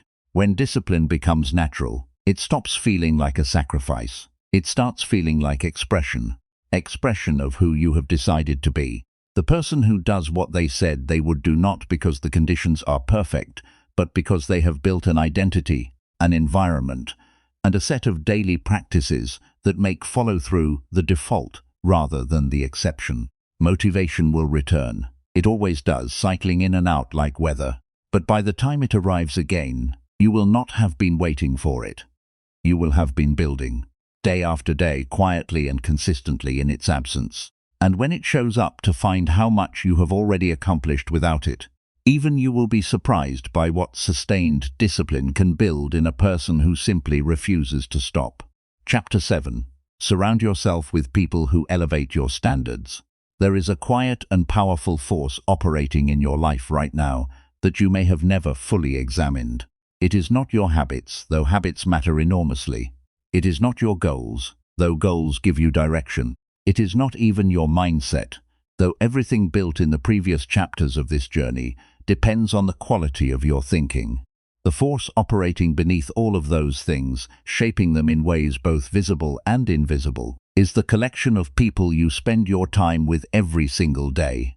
You are being influenced right now, not in a dramatic, obvious way, not through direct pressure or deliberate manipulation, but through something far more subtle and far more pervasive. You are being influenced by the conversation you participate in regularly, by the standards the people around you consider normal, by the ambitions they hold or refuse to hold, by the language they use to describe possibility and limitation, by what they celebrate, what they criticize, and what they never even think to question. All of this is entering your mind continuously, shaping your sense of what is acceptable, what is achievable, and what kind of person you are allowed to become. Most people never audit this. They inherited their social circle through proximity, through childhood, through the workplace or the neighborhood, and they never stop to ask whether the people consistently in their life are helping them grow or quietly holding them in place. This chapter is about asking that question honestly and then doing something meaningful with the answer. There is a concept in sociology called social norming. It refers to the way human beings calibrate their own behavior based on what the people around them consider normal. When the people in your immediate environment work hard, invest in their health, read regularly, speak with ambition about their futures, and hold themselves accountable to high standards, those things start to feel normal to you. They become the baseline. Falling below that baseline feels uncomfortable. Staying at or above it feels natural. Your environment becomes a silent but constant source of upward pressure. The reverse is equally true and equally powerful. When the people around you are comfortable with mediocrity, when complaining is the primary conversational mode, when nobody in your circle reads or learns or pushes themselves, when dreaming big is mocked and playing small is rewarded with belonging, that environment exerts its own pressure. It pulls downward. It makes ambition feel pretentious. It makes self-improvement feel like a betrayal of the group. And over time, without realizing it, you adjust your behavior to match. You shrink to fit the space. This is not about judging people. It is not about deciding that some human beings are worth your time and others are not based on their income or their achievements or their social status. It is about understanding that every relationship in your life is either adding energy to your growth or drawing energy away from it. That is a simple and honest accounting, and once you see it clearly, you cannot unsee it. Think about the 5 people you spend the most time with right now, not who you wish you spent time with, who you actually spend your hours with each week. Consider the conversations you have with each of them most often. Are those conversations pushing your thinking forward? Do they leave you feeling expanded, challenged, energized, and motivated? Or do they leave you feeling drained, small, confirmed in your limitations, and vaguely dissatisfied? Think about the standards those people hold for themselves in terms of health, work, relationships, personal growth, and financial responsibility. Are those standards ones that inspire you? Or are they standards that make your own current level of effort feel like enough when honestly it is not? Think about how those people respond when you talk about your goals and your plans. Do they ask questions that sharpen your thinking? Do they encourage you with the kind of honest support that comes from genuinely wanting to see you succeed? Or do they subtly undermine your confidence, change the subject, or meet your excitement with skepticism designed to protect their own comfort rather than serve your growth? These are uncomfortable questions. They are uncomfortable because the answers sometimes point toward people you care about, people who have been in your life for a long time, people who have been good to you in important ways and who genuinely mean well. The discomfort of those answers is real, and it deserves to be acknowledged rather than dismissed. But the discomfort of staying in an environment that consistently pulls against your growth is greater. It is just more spread out, more gradual, and therefore easier to tolerate without recognizing what it is costing you. Here is something important to understand about the people in your life who may be limiting your growth. Their behavior toward you is almost never malicious. When a friend mocks your ambition, or a family member tells you to be realistic, or a colleague expresses doubt about your plans, they are most often doing it from a place of their own fear. Your decision to grow can feel threatening to people who have made peace with not growing. Your willingness to try things they were afraid to try is an implicit challenge to the story they tell themselves about why they stopped trying. People sometimes respond to that challenge by trying to bring you back down to the level where the challenge disappears. Understanding this does not mean accepting it, but it does mean you can hold it without bitterness. The people who limit your growth are usually not your enemies. They are often your friends. They are sometimes your family. They are people who love you in the way they know how, while also being human beings with their own fears and limitations. You can love them back without allowing their limitations to become yours. You can be kind, be present, and be respectful, while also being intentional about how much influence their perspective has over your decisions and your sense of what is possible for you. Now, there is a question that naturally arises here. How do you build a circle of people who elevate your standards when the people currently around you do not? especially when you are not yet at the level of success or visibility that seems to attract high-quality relationships naturally. This is a practical challenge, and it deserves a practical answer. The first answer is that you start with proximity. You go where the people you want to learn from and grow alongside already gather. If you want to build a business, you find the communities where people are building businesses and you show up there consistently. Online communities, local networking events, industry conferences, workshops, masterminds, and reading groups all create proximity to people who share your direction. Proximity is the precondition for relationship. You cannot build meaningful connections with people you never encounter. The second answer is that you lead with contribution rather than consumption. The fastest way to build genuine relationships with people who are further along than you is not to approach them as a fan seeking advice, but as someone genuinely interested in contributing to what they are building. Ask thoughtful questions. Offer what you have. Share what you know. Be genuinely curious about their work and their thinking, rather than simply trying to extract value from them. Relationships built on mutual contribution are far more durable and far more nourishing than relationships built on one-sided extraction. The third answer, and this one is often overlooked, is that you become the kind of person that the people you want around you would want around them. If you want to spend time with disciplined, growth-oriented, intellectually curious, emotionally grounded people, you have to be developing those qualities yourself. Relationships between growth-oriented people are not charity arrangements. They are mutual investments. The people who are building something meaningful with their lives are drawn to other people who are also building something meaningful. Becoming that person is not just about your own growth. It is also the most reliable pathway to attracting the kind of relationships that accelerate it. There is also the significant value of mentorship, which is a specific kind of relationship that can compress years of learning into months. A mentor is someone who has already walked a path similar to the one you are walking, who has made the mistakes, developed the knowledge, and built the perspective that you have not yet had the time to acquire on your own. Learning from someone like that is not faster than learning purely from your own experience. It is also less costly because you absorb lessons from their failures without having to pay the full price of those failures yourself. Finding a mentor does not always mean approaching someone formally and asking them to invest dedicated time in your development. Many of the most valuable mentoring relationships are informal. They develop naturally when you show genuine respect for someone's expertise, ask thoughtful questions, demonstrate that you actually apply the guidance they offer, and express genuine appreciation for their investment of time. People who have built things are almost universally willing to share what they know with someone who demonstrates the humility to listen and the commitment to act on what they hear. And then there are the books. Never underestimate the mentorship available through reading. Every book written by a person of deep knowledge and experience is an invitation into their thinking.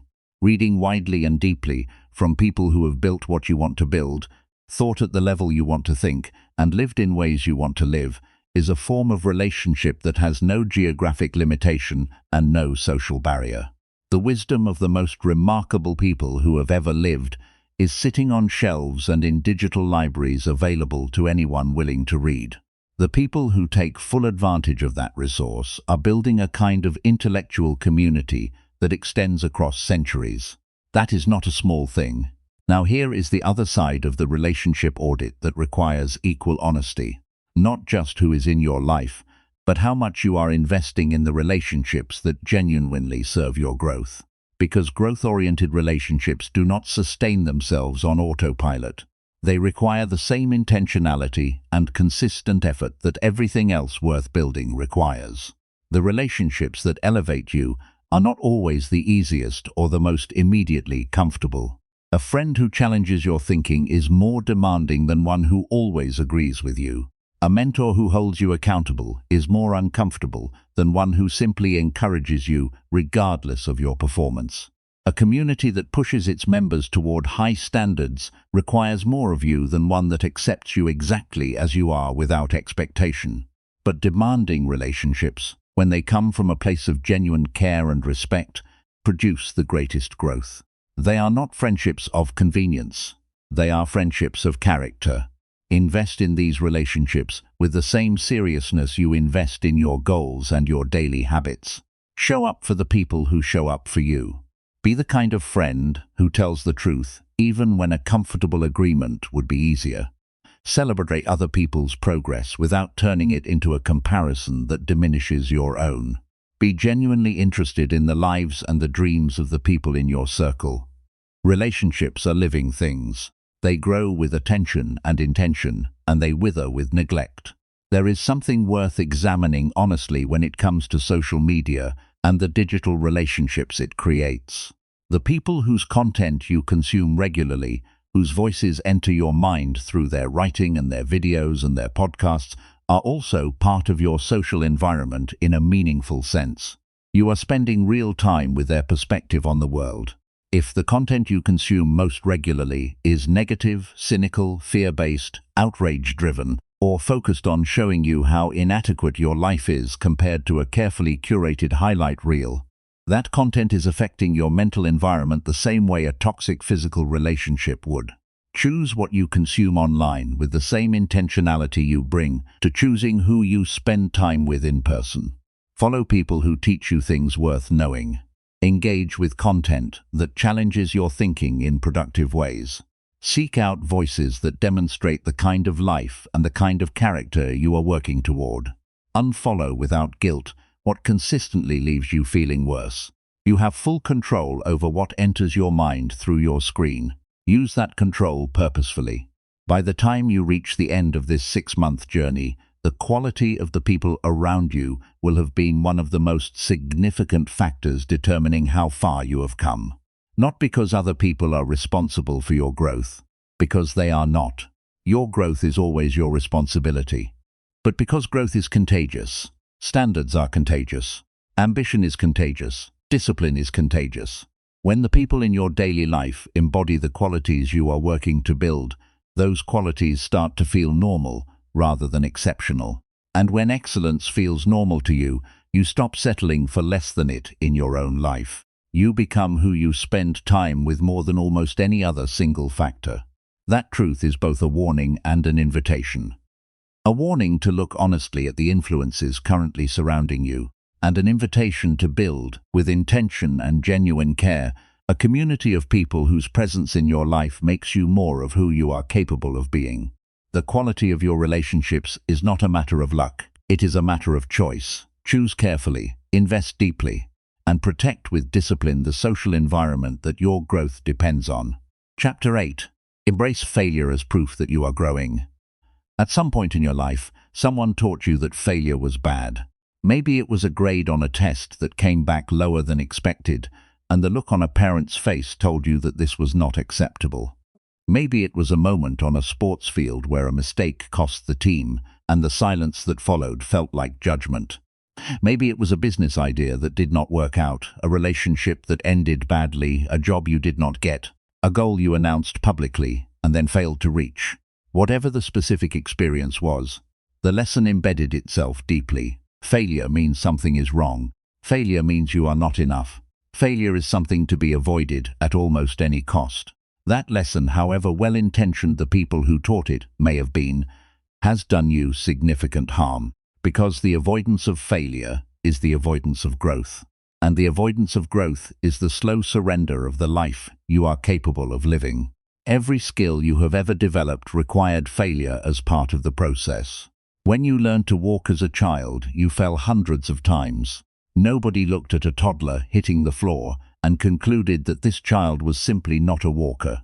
The falling was understood to be part of the learning. The falling was necessary. It was how the body calibrated balance, built the neural connections, and gradually developed the coordination required for upright movement. Remove the falling, and you do not get a child who walks without difficulty. You get a child who never learns to walk at all. That principle does not stop applying when you grow up.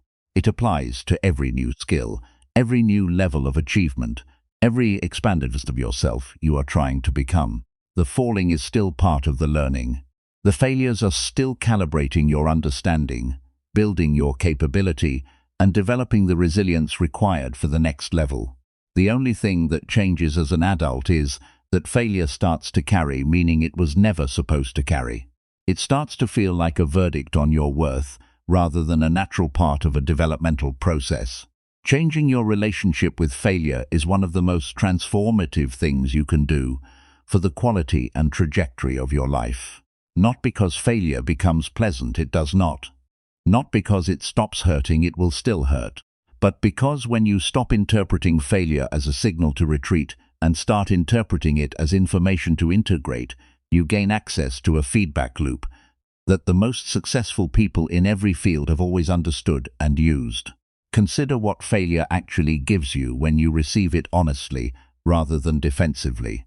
It gives you precise, personalized, real-world data about what does not work in your specific situation with your specific approach. No classroom can give you that. No book can give you that. No mentor's advice, however wise, can fully substitute for it. Failure is the most customized learning experience available to you because it arises directly from your specific attempt in your specific context. It shows you exactly where the gap is between where you currently are and where you are trying to go. And knowing exactly where the gap is far more useful than having only a vague sense that a gap exists. The people who build remarkable things are not people who fail less. They are people who fail more, learn faster, and return to the attempt with better information than they had before. The entrepreneur who has built multiple successful businesses almost always has a history of failed ventures that most people never hear about. The athlete who performs at the highest level has a history of countless training sessions where they attempted things they could not yet do. The artist whose work moves people to tears has a history of pieces that fell flat and techniques that did not land. In every case, the success grew out of the failures, not in spite of them. What separates people who use failure well from people who are destroyed by it is almost entirely a matter of interpretation. The interpretation happens in the space between the failure and the response to it. In that space, one person asks, "What does this mean about me?" And another person asks, "What does this mean about my approach?" The first question makes the failure personal and permanent. The second question makes it informational and temporary. The first question produces shame, withdrawal, and the decision to stop trying. The second produces curiosity, adjustment, and the decision to try again differently. Training yourself to default to the second question is a practice. It does not happen automatically, especially if you have spent years in the habit of personalizing your failures. But it is a practice that produces extraordinary results over time. Every time you experience a setback, a rejection, a result that falls short of what you aimed for, the practice is to pause before you interpret it and ask yourself specifically what the failure is telling you about your approach rather than your worth. What specifically did not work? What assumption turned out to be incorrect? What skill is this revealing that needs further development? What would you do differently if you attempted this again tomorrow with everything you now know? Those questions transform failure from an ending into a beginning. They keep you in the game when the game gets hard. And the game will always get hard for anyone trying to build something that matters. There is a concept developed by psychologist Carol Dweck that is worth understanding deeply here because it describes two fundamentally different orientations toward challenge and failure that produce dramatically different life outcomes. She calls them the fixed mindset and the growth mindset. A person with a fixed mindset believes that their abilities, their intelligence, and their talents are static qualities. They either have them or they do not. From this perspective, failure is dangerous because it threatens to reveal that you do not have what it takes.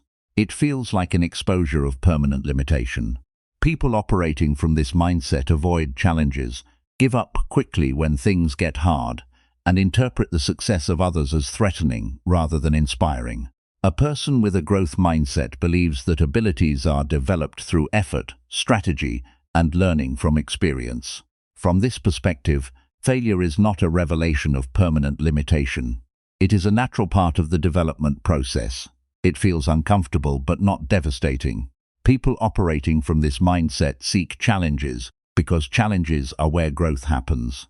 They persist when things get hard because difficulty is a signal of learning in progress. They find genuine inspiration in other people's success because it demonstrates what is possible through sustained effort. The critical insight from decades of research on this topic is that the growth mindset is not a fixed personality trait either. It is a perspective that can be cultivated. You can shift from one to the other through deliberate practice of the thinking patterns associated with each. Every time you catch yourself interpreting a failure as evidence of permanent limitation, and you consciously replace that interpretation with a question about what you can learn and how you can improve, you are practicing the growth mindset. You are building a neural habit of responding to difficulty with curiosity rather than shame. Over the course of this 6-month journey, you will face moments that test this practice directly. You will set a goal and miss it. You will build a habit and break it. You will attempt something new and perform at a lower level than you hoped. You will put real effort into something and receive a result that does not reflect that effort. These moments are not signs that you chose the wrong path or that you are not cut out for the life you are building. They are the curriculum. They are the exact experiences that are developing the specific capacities required for the next level of what you are becoming. There is also a dimension of failure that nobody talks about honestly enough, and that is the emotional dimension. The intellectual understanding that failure is useful does not make it feel good in the moment. Failure can feel humiliating, it can feel lonely. It can activate old wounds and old stories in ways that are genuinely difficult to manage. Pretending otherwise does not serve you. Acknowledging the emotional reality of failure honestly, while not allowing it to determine your next action, is the actual skill. When you fail at something that genuinely mattered to you, give yourself permission to feel it. Not indefinitely. Not in a way that becomes a story you tell yourself for months or years, but genuinely, in the immediate window of time after it happens. Sit with the disappointment. Acknowledge the frustration. Let yourself feel the gap between what you hoped for and what occurred. This is not weakness, this is emotional honesty. And emotional honesty is what allows you to process the experience fully rather than suppressing it in a way that turns it into something heavier over time. The practice is to feel it fully and then, after a defined period, to redirect. Not to move on as if it did not matter, but to move forward carrying the learning rather than the weight. There is a difference between processing an experience and dwelling in it. Processing involves feeling it, understanding it, extracting the lesson from it, and deciding how to apply that lesson going forward. Dwelling involves repeating the emotional experience of the failure without extracting anything useful from it. One produces growth. The other produces prolonged suffering with nothing to show for it. How long should you allow yourself to process a failure before redirecting? There is no universal answer. A minor setback might need a few hours. A significant loss might need several days. A major failure involving years of effort might need weeks of genuine processing before you are ready to redirect with clarity. The key is to remain honest with yourself about whether you are still processing or whether you have shifted into dwelling. If the same thoughts are cycling without new insight appearing, if the emotional intensity is not decreasing over time, if you are replaying the failure without asking what to do differently, you have likely moved from processing into dwelling, and it is time to shift. The practice of redirecting after failure has a practical component that is worth being specific about. Redirection is not simply telling yourself to feel better and get back out there. It is sitting down with a clear head and asking what specifically needs to change in your approach. It involves identifying the adjustable variables in the situation. What did you do that you could do differently? What information did you not have before that you now have? What skill does this failure reveal that you need to develop? What assumption did you make that this experience has shown to be incorrect? Then you make a specific, actionable adjustment and you try again. Not the exact same attempt in the exact same way, hoping for a different result, but an adjusted attempt that incorporates what the failure taught you. This iterative process of attempt, fail, learn, adjust. Attempt again is the actual mechanism through which expertise is built. It is how surgeons develop their skill. It is how engineers refine their designs. It is how businesses find their product market fit. It is how writers develop their voice. It is how athletes develop their technique. Remove the failure from the loop, and the loop stops producing growth. Something else worth examining honestly is the relationship between failure and the opinion of other people. One of the primary reasons people avoid attempting things that could lead to failure is the fear of being seen to fail. The fear that other people will judge them, dismiss them, or think less of them if they try something and it does not work out.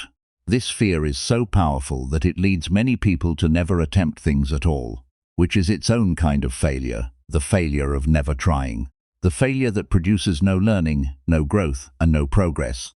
The invisible failure of the unlived life. Here is the truth about how much other people think about your failures. They think about them far less than you imagine. Every person is consumed by the drama of their own life to a degree that leaves very little bandwidth for extended analysis of yours. The moment that feels catastrophically public to you, the pitch that went badly, the creative work that was criticized, the plan that fell apart visibly, fades from other people's attention far faster than it fades from yours. The person most affected by your failure is always you, which means the fear of what others will think is almost always a much larger obstacle than what others will actually think. More importantly, the people worth impressing are never impressed by someone who never fails. They are impressed by someone who tries hard things, encounters failure, and keeps going. The courage to attempt difficult things in the face of possible failure is one of the qualities most universally respected by human beings across every culture. We admire people who get back up. We tell their stories. We draw strength from their example. Nobody tells the story of the person who always played it safe and never failed. That story has no arc, no tension, no lesson, no inspiration. Your willingness to fail publicly in the pursuit of something meaningful is not a liability. It is one of the most compelling things about you. It tells a story about your character that success alone can never tell. Because success can happen to people who get lucky. But getting back up after genuine failure, adjusting, learning, and continuing to pursue something difficult, that can only come from a person of real substance. Over the next 6 months, you are going to attempt things you have not attempted before. Some of them will not go the way you planned. Some of them will require multiple attempts before they start working. Some of them will teach you that your original approach was wrong and point you toward a better one. All of them will contribute to the development of a version of you that is more capable, more resilient, more knowledgeable, and more equipped than the version that started this journey. None of that development happens without the failures embedded in the process. They are not the unfortunate side effects of your growth. They are the evidence of it. Every scar from a genuine attempt is proof that you are no longer sitting at the edge watching other people live. You are in the arena. You are building something real. And the person being built through that process is exactly the person this journey set out to create. Fail forward. Fail honestly. Fail with the intention to learn. And never, under any circumstances, let the possibility of failure become the reason you stop trying. Chapter 9. Track your progress and celebrate every small win. There is a particular kind of exhaustion that comes not from working too hard, but from working without knowing whether anything you are doing is actually making a difference. You put in the effort, you show up consistently, you follow the plan, but because you have no system for seeing the distance you have covered, every day feels like you are starting from the same place. The destination seems no closer, the work seems endless. And eventually, without any visible evidence that your effort is compounding into something real, the motivation to continue erodes quietly from underneath you. This is one of the most common and least discussed reasons people abandon their growth journeys. Not because they stopped caring, not because the goal stopped mattering, but because they had no reliable way of seeing what their effort was actually producing. They were building in the dark, unable to see the structure taking shape, and the uncertainty of that darkness eventually felt like evidence that nothing was being built at all. Tracking your progress is the light you bring into that darkness. It is the practice of making visible what is otherwise invisible. And when the invisible becomes visible, something remarkable happens to your psychology. The evidence of your own progress becomes one of the most powerful sources of sustained motivation available to you. Not the borrowed motivation of an inspiring video or a powerful speech, but the deeply personal motivation that comes from seeing, in concrete and undeniable terms, that you have moved. That the person you are today is measurably different from the person you were 30 days ago. That your effort has been accumulating into something real, even when it did not feel that way from the inside. Understanding why tracking works requires understanding how the human brain processes reward. The brain's reward system does not respond only to the achievement of final goals. It responds to perceived progress toward goals. Neuroscience research has consistently shown that the anticipation of reward, the sense of moving closer to something desired, activates the same reward circuitry as the reward itself. This means that when you track your progress and see evidence of forward movement, your brain experiences a genuine neurochemical reward. Dopamine is released, your sense of competence increases. Your motivation to continue is reinforced at a biological level, not just an intellectual one. This is why the practice of tracking is not merely organizational. It is neurological. It is literally feeding your brain the evidence of forward movement that it needs to stay engaged with the pursuit. Without that evidence, your brain has no signal that the effort is working. And a brain that receives no signal of progress will eventually redirect its energy towards something that provides more immediate and visible feedback. The first thing to understand about effective progress tracking is that you need to measure the right things. Most people, when they track at all, track only outcomes. They step on the scale and measure weight. They check their bank balance and measure savings. They count the words written and measure output. Outcomes are important and they deserve attention, but they have a significant limitation as primary tracking metrics. They change slowly, often invisibly, and sometimes not at all in the short term, even when everything you are doing is correct. A person who changes their eating habits and begins exercising regularly will not necessarily see a change on the scale for several weeks. Physiological adaptation takes time, but during those weeks, real and significant changes are happening inside their body. Metabolic processes are shifting. Cardiovascular efficiency is improving. Inflammation markers are declining. Muscle tissue is being built. The outcome metric is not yet showing what the input metrics would show clearly if they were being tracked. Tracking inputs alongside outcomes gives you a complete and accurate picture of your progress during the periods when the outcome has not yet caught up to the effort. Inputs are the things entirely within your control. How many days did you complete the behavior you committed to? How many times did you show up for the practice? How many focused hours did you put toward the work? How consistently did you maintain the standard you set for yourself? These things you can measure accurately every single day, regardless of whether the external result has materialized yet. When you track your inputs consistently and see a strong, unbroken record of showing up and doing the work, you have real evidence that you are doing everything right, even when the outcome has not yet reflected it. That evidence protects your confidence during the inevitable lag between effort and result. It tells you clearly and honestly that the problem is not your commitment or your approach. The problem is simply time, and time is the one thing you can solve simply by continuing. The second principle of effective progress tracking is that your measurement needs to match your current phase of development. Early in a new behavior, the most meaningful metric is simply whether you completed the behavior or not. Did you do it today, yes or no? At this stage, the content of the behavior matters less than the consistency of the behavior. You are building the neural pathway, the identity, and the habitual pattern. Binary tracking, done or not done, serves this phase well. As the behavior becomes more established and consistent, the meaningful measurement shifts. Now that you are doing it reliably, the question becomes how well you are doing it and whether the quality is improving over time.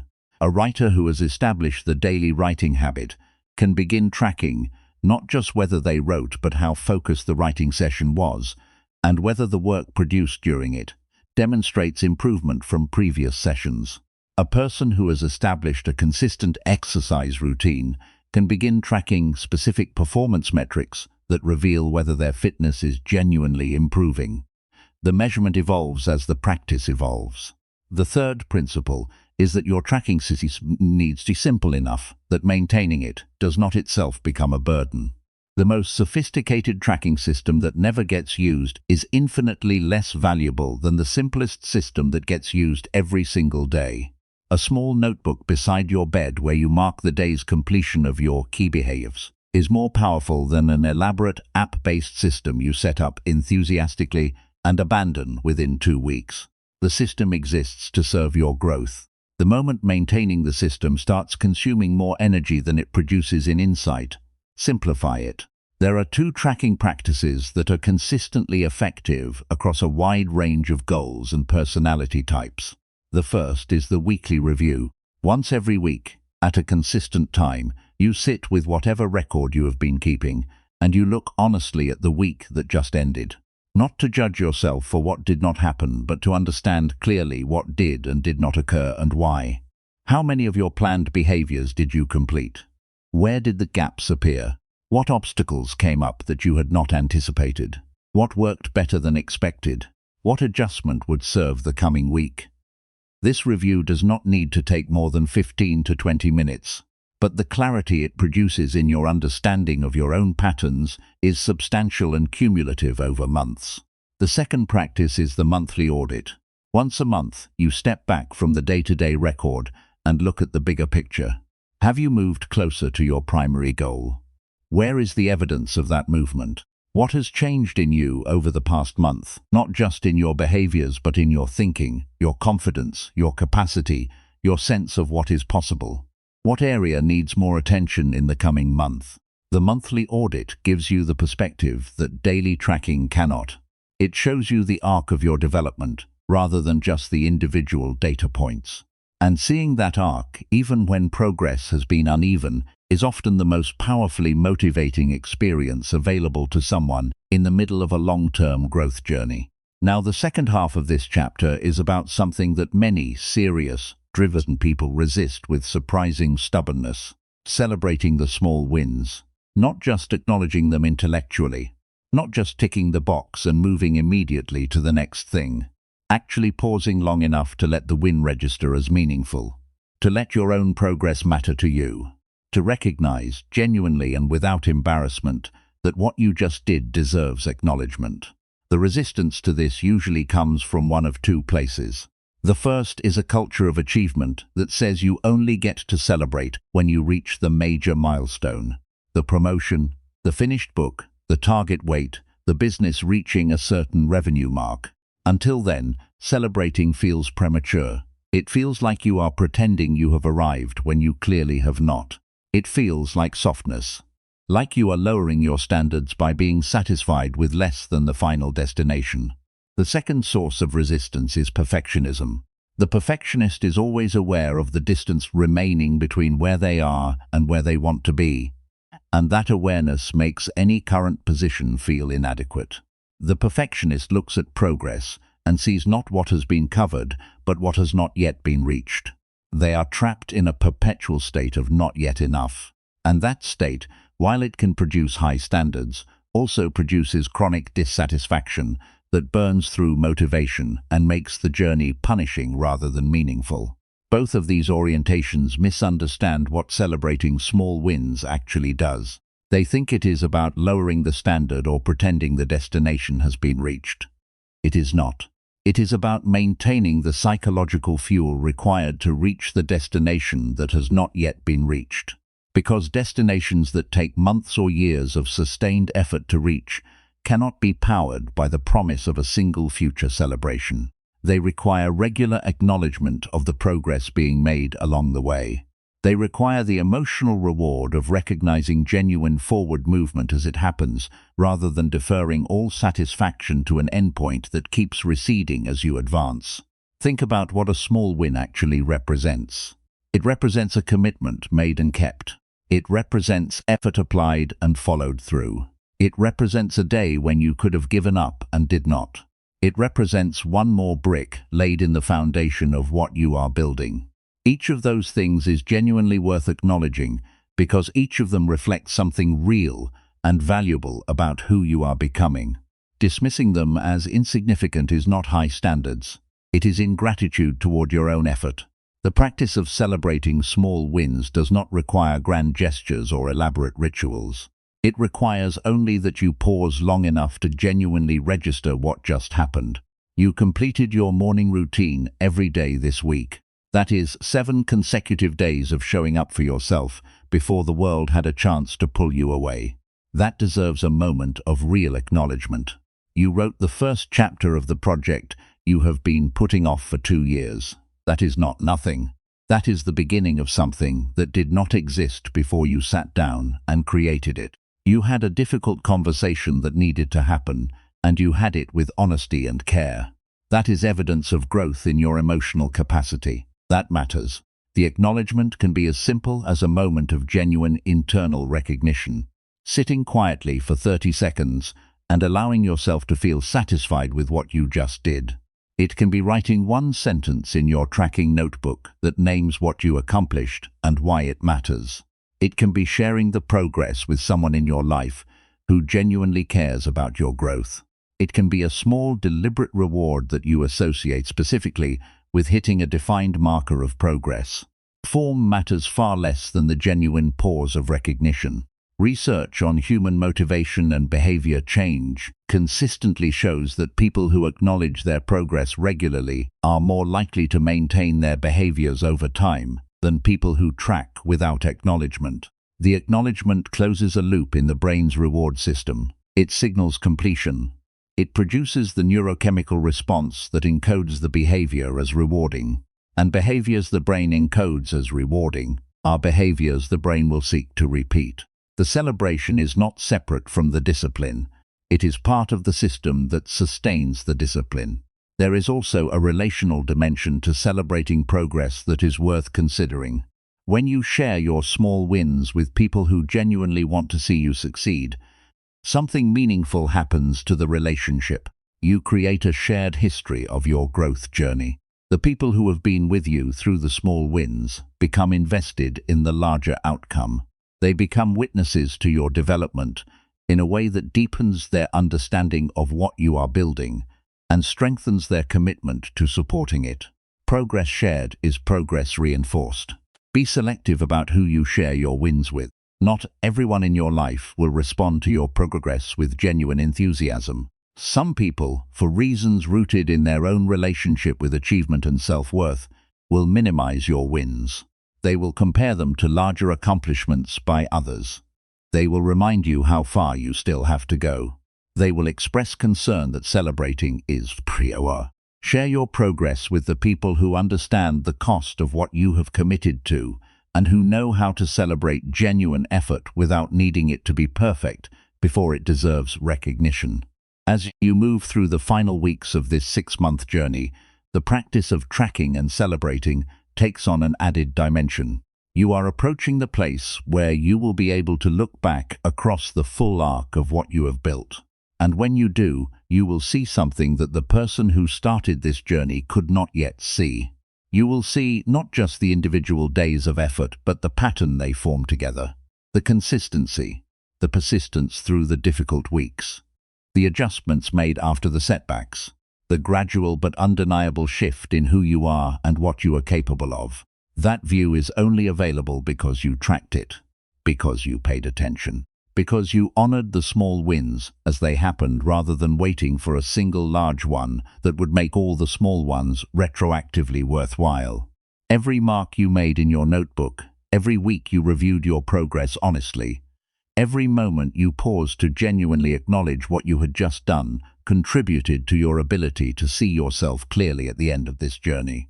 And seeing yourself clearly, seeing the evidence of your own sustained commitment and your own genuine growth, is one of the most profoundly motivating experiences available to a human being.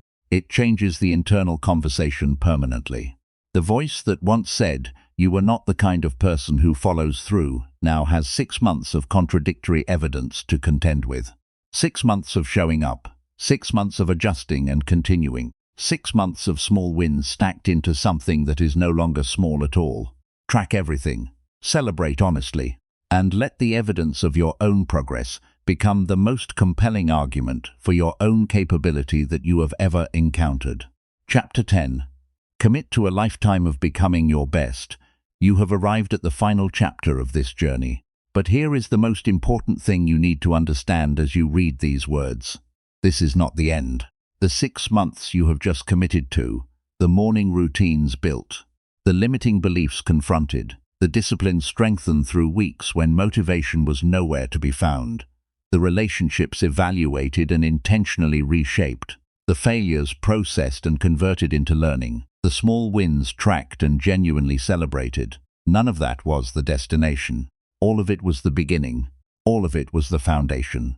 And what you build on a foundation determines everything about how high and how durably you can rise. Most transformation programs end with a summary and a send-off. Here is what you learned. Good luck applying it. But the most important conversation is the one about what happens after the structured plan concludes. Because the plan was never the point. The plan was the scaffolding. What you were building inside the scaffolding is a version of yourself that no longer needs the temporary structure to keep growing. A version of yourself for whom growth is not a program you follow but a way you live. That transition from following a plan to embodying a philosophy is what this final chapter is about. The first thing to acknowledge honestly is that finishing 6 months of intentional self-development is genuinely significant. Not in the performative way that self-congratulation often feels hollow, but in the real and earned way that comes from having made a commitment to yourself over an extended period of time and having kept it through discomfort, through resistance, through the weeks when nothing seemed to be working and the temptation to quit was louder than the reason to continue. That kind of follow-through is not common. Most people who start journeys like this one do not reach the end of them. The fact that you have is evidence of something real in your character. Something that was always there but that has now been tested and confirmed. Acknowledge that. Not with arrogance. With honesty. You did something difficult. You deserve to know that. Now here is the question that separates people who use a transformative experience as a genuine life pivot from people who use it as a temporary phase before returning to their previous patterns. The question is not what you learned, it is who you became. Because knowledge without identity change is temporary. You can learn everything in this book and return to your old life within weeks if the learning stayed only in your head without reshaping the deeper sense of who you are. But if the 6 months have shifted your identity, if the daily practices have restructured not just your behaviors but your fundamental sense of what kind of person you are and what kind of person you are committed to becoming, then the growth does not stop when the plan ends. It continues because it is now an expression of you. Think about how you see yourself today, compared to the person who read the first words of this book. If the journey has worked the way it was designed to work, the difference is not primarily in your circumstances, though your circumstances may have begun to shift. The difference is in the interiority of your experience. The difference is in how you talk to yourself, in the standard you hold for your own behavior, in the quality of the attention you bring to your days, in the way you respond to difficulty, in the company you keep and the quality of those relationships, in the goals you consider genuinely possible for you. The external changes are the reflection of an internal transformation, and internal transformation is durable in a way that external change alone never is. The commitment to a lifetime of becoming your best is built on a specific understanding of what best actually means. Best does not mean perfect. Perfection is a static concept and human beings are dynamic ones. You cannot arrive at a permanent state of perfection because the very act of living and growing changes what your best looks like. What is the best version of you at 25 is a smaller and less developed version than what is possible at 35. What is possible at 35 is not yet what will be possible at 50. Your capacity for growth does not have a ceiling that you can reach and then coast below for the rest of your life. The ceiling rises as you do, and the commitment to becoming your best is the commitment to keep rising with it rather than finding a comfortable level and settling there. This is one of the most countercultural ideas in this entire book, because the culture around you is constantly trying to sell you arrival. It is trying to convince you that the goal is to reach a place of comfort, security, and ease, where you no longer have to work hard on yourself, where you have figured things out, where growth is no longer required because you have completed the process of becoming. But that place does not exist. The people who stop growing do not reach a state of comfortable completion. They begin a process of slow decline, because the alternative to growth is not stasis, it is deterioration. The mind that stops being challenged atrophies. The body that stops being tested weakens. The character that stops being tested in the direction of its values gradually loses its sharpness and its depth. The commitment to lifelong growth is not a sentence of perpetual dissatisfaction. It is not a commitment to always feeling insufficient. It is the commitment to staying alive in the fullest sense of the word, to remaining curious, to remaining engaged with the possibility that you are not yet finished, that there are still depths in you that have not been reached, still capacities that have not been developed, still versions of yourself, wiser and more capable and more deeply human, that are waiting to be brought into existence through your continued willingness to show up for the work of becoming. The practical expression of this commitment over the years ahead looks different from the 6-month plan you have just completed.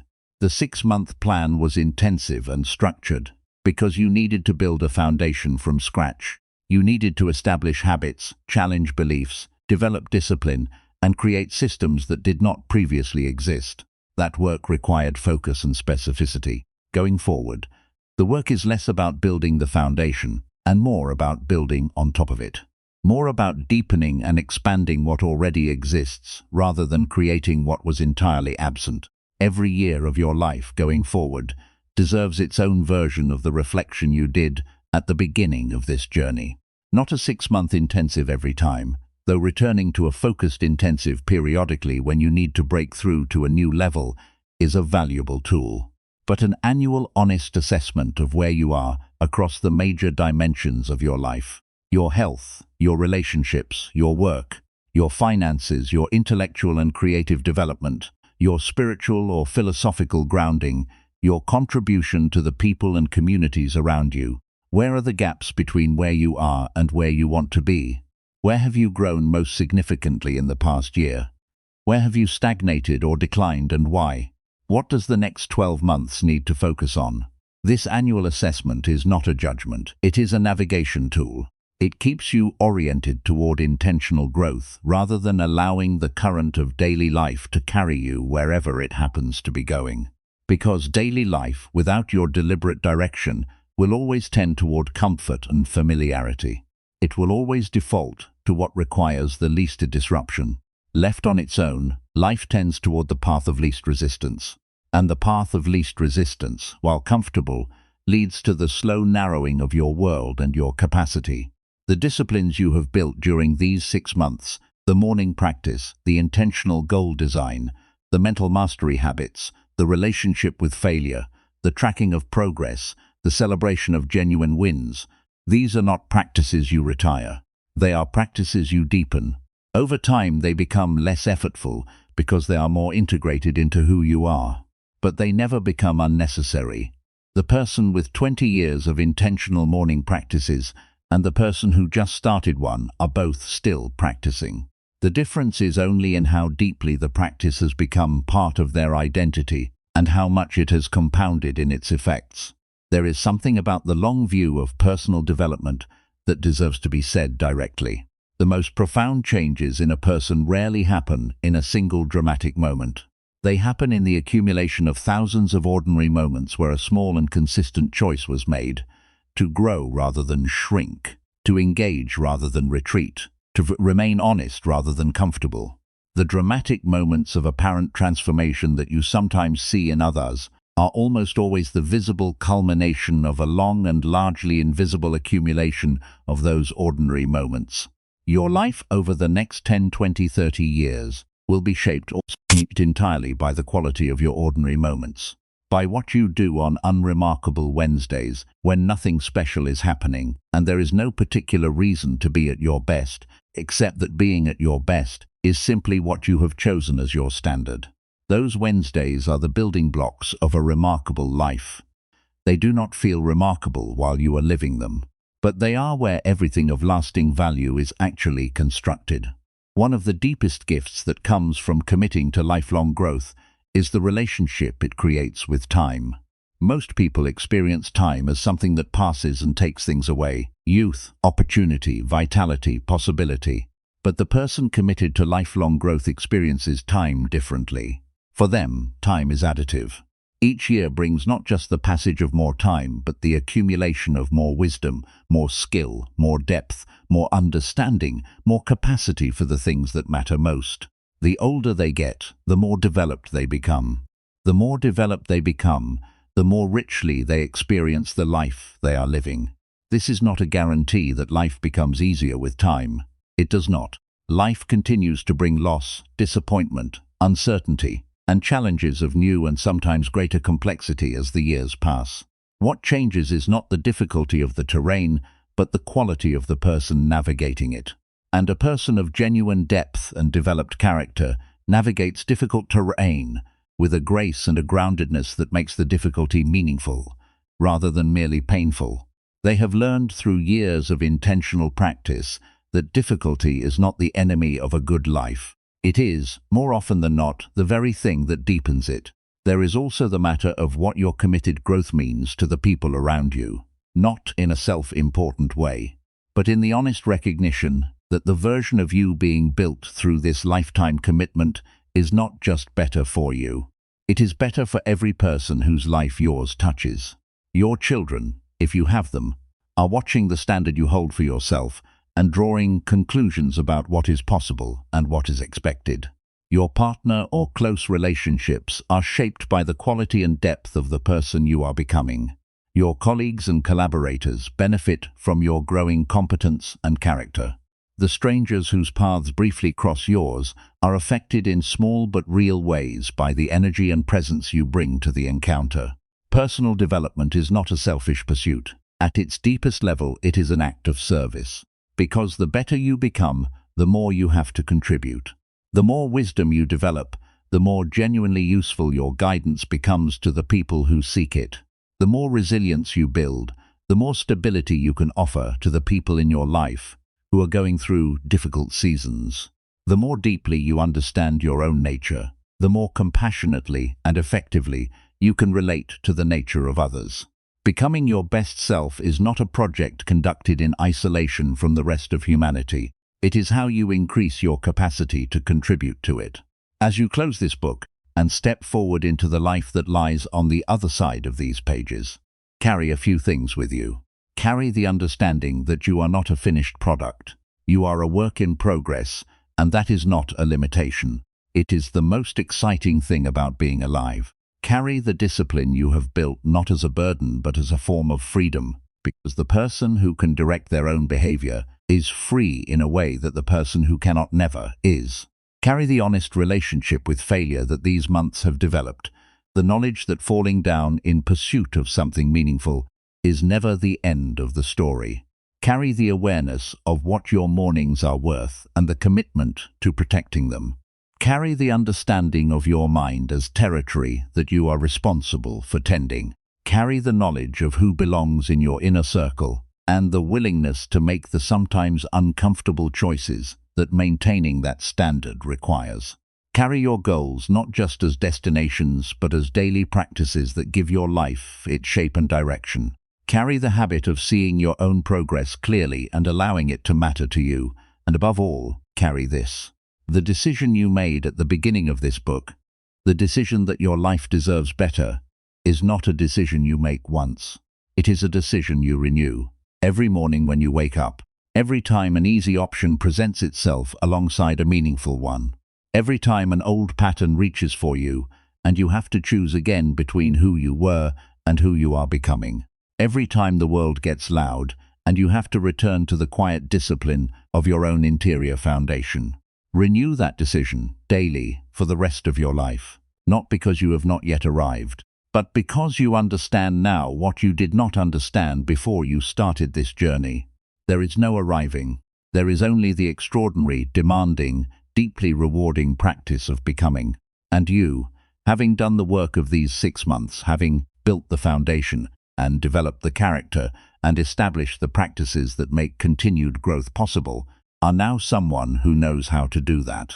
Not perfectly, not without struggle, not without the days that test everything you have built, but consistently, intentionally, with the kind of quiet and unshakable commitment that does not require applause or perfect conditions or the right timing, just the next right step, and then the one after that, and then the one after that. For as long as you are alive and capable of taking one, that is what it means to commit to a lifetime of becoming your best. And that commitment, made sincerely and renewed daily, is the most powerful thing a human being can do with the time they are given. The plan ends here. Your life does not. Keep going.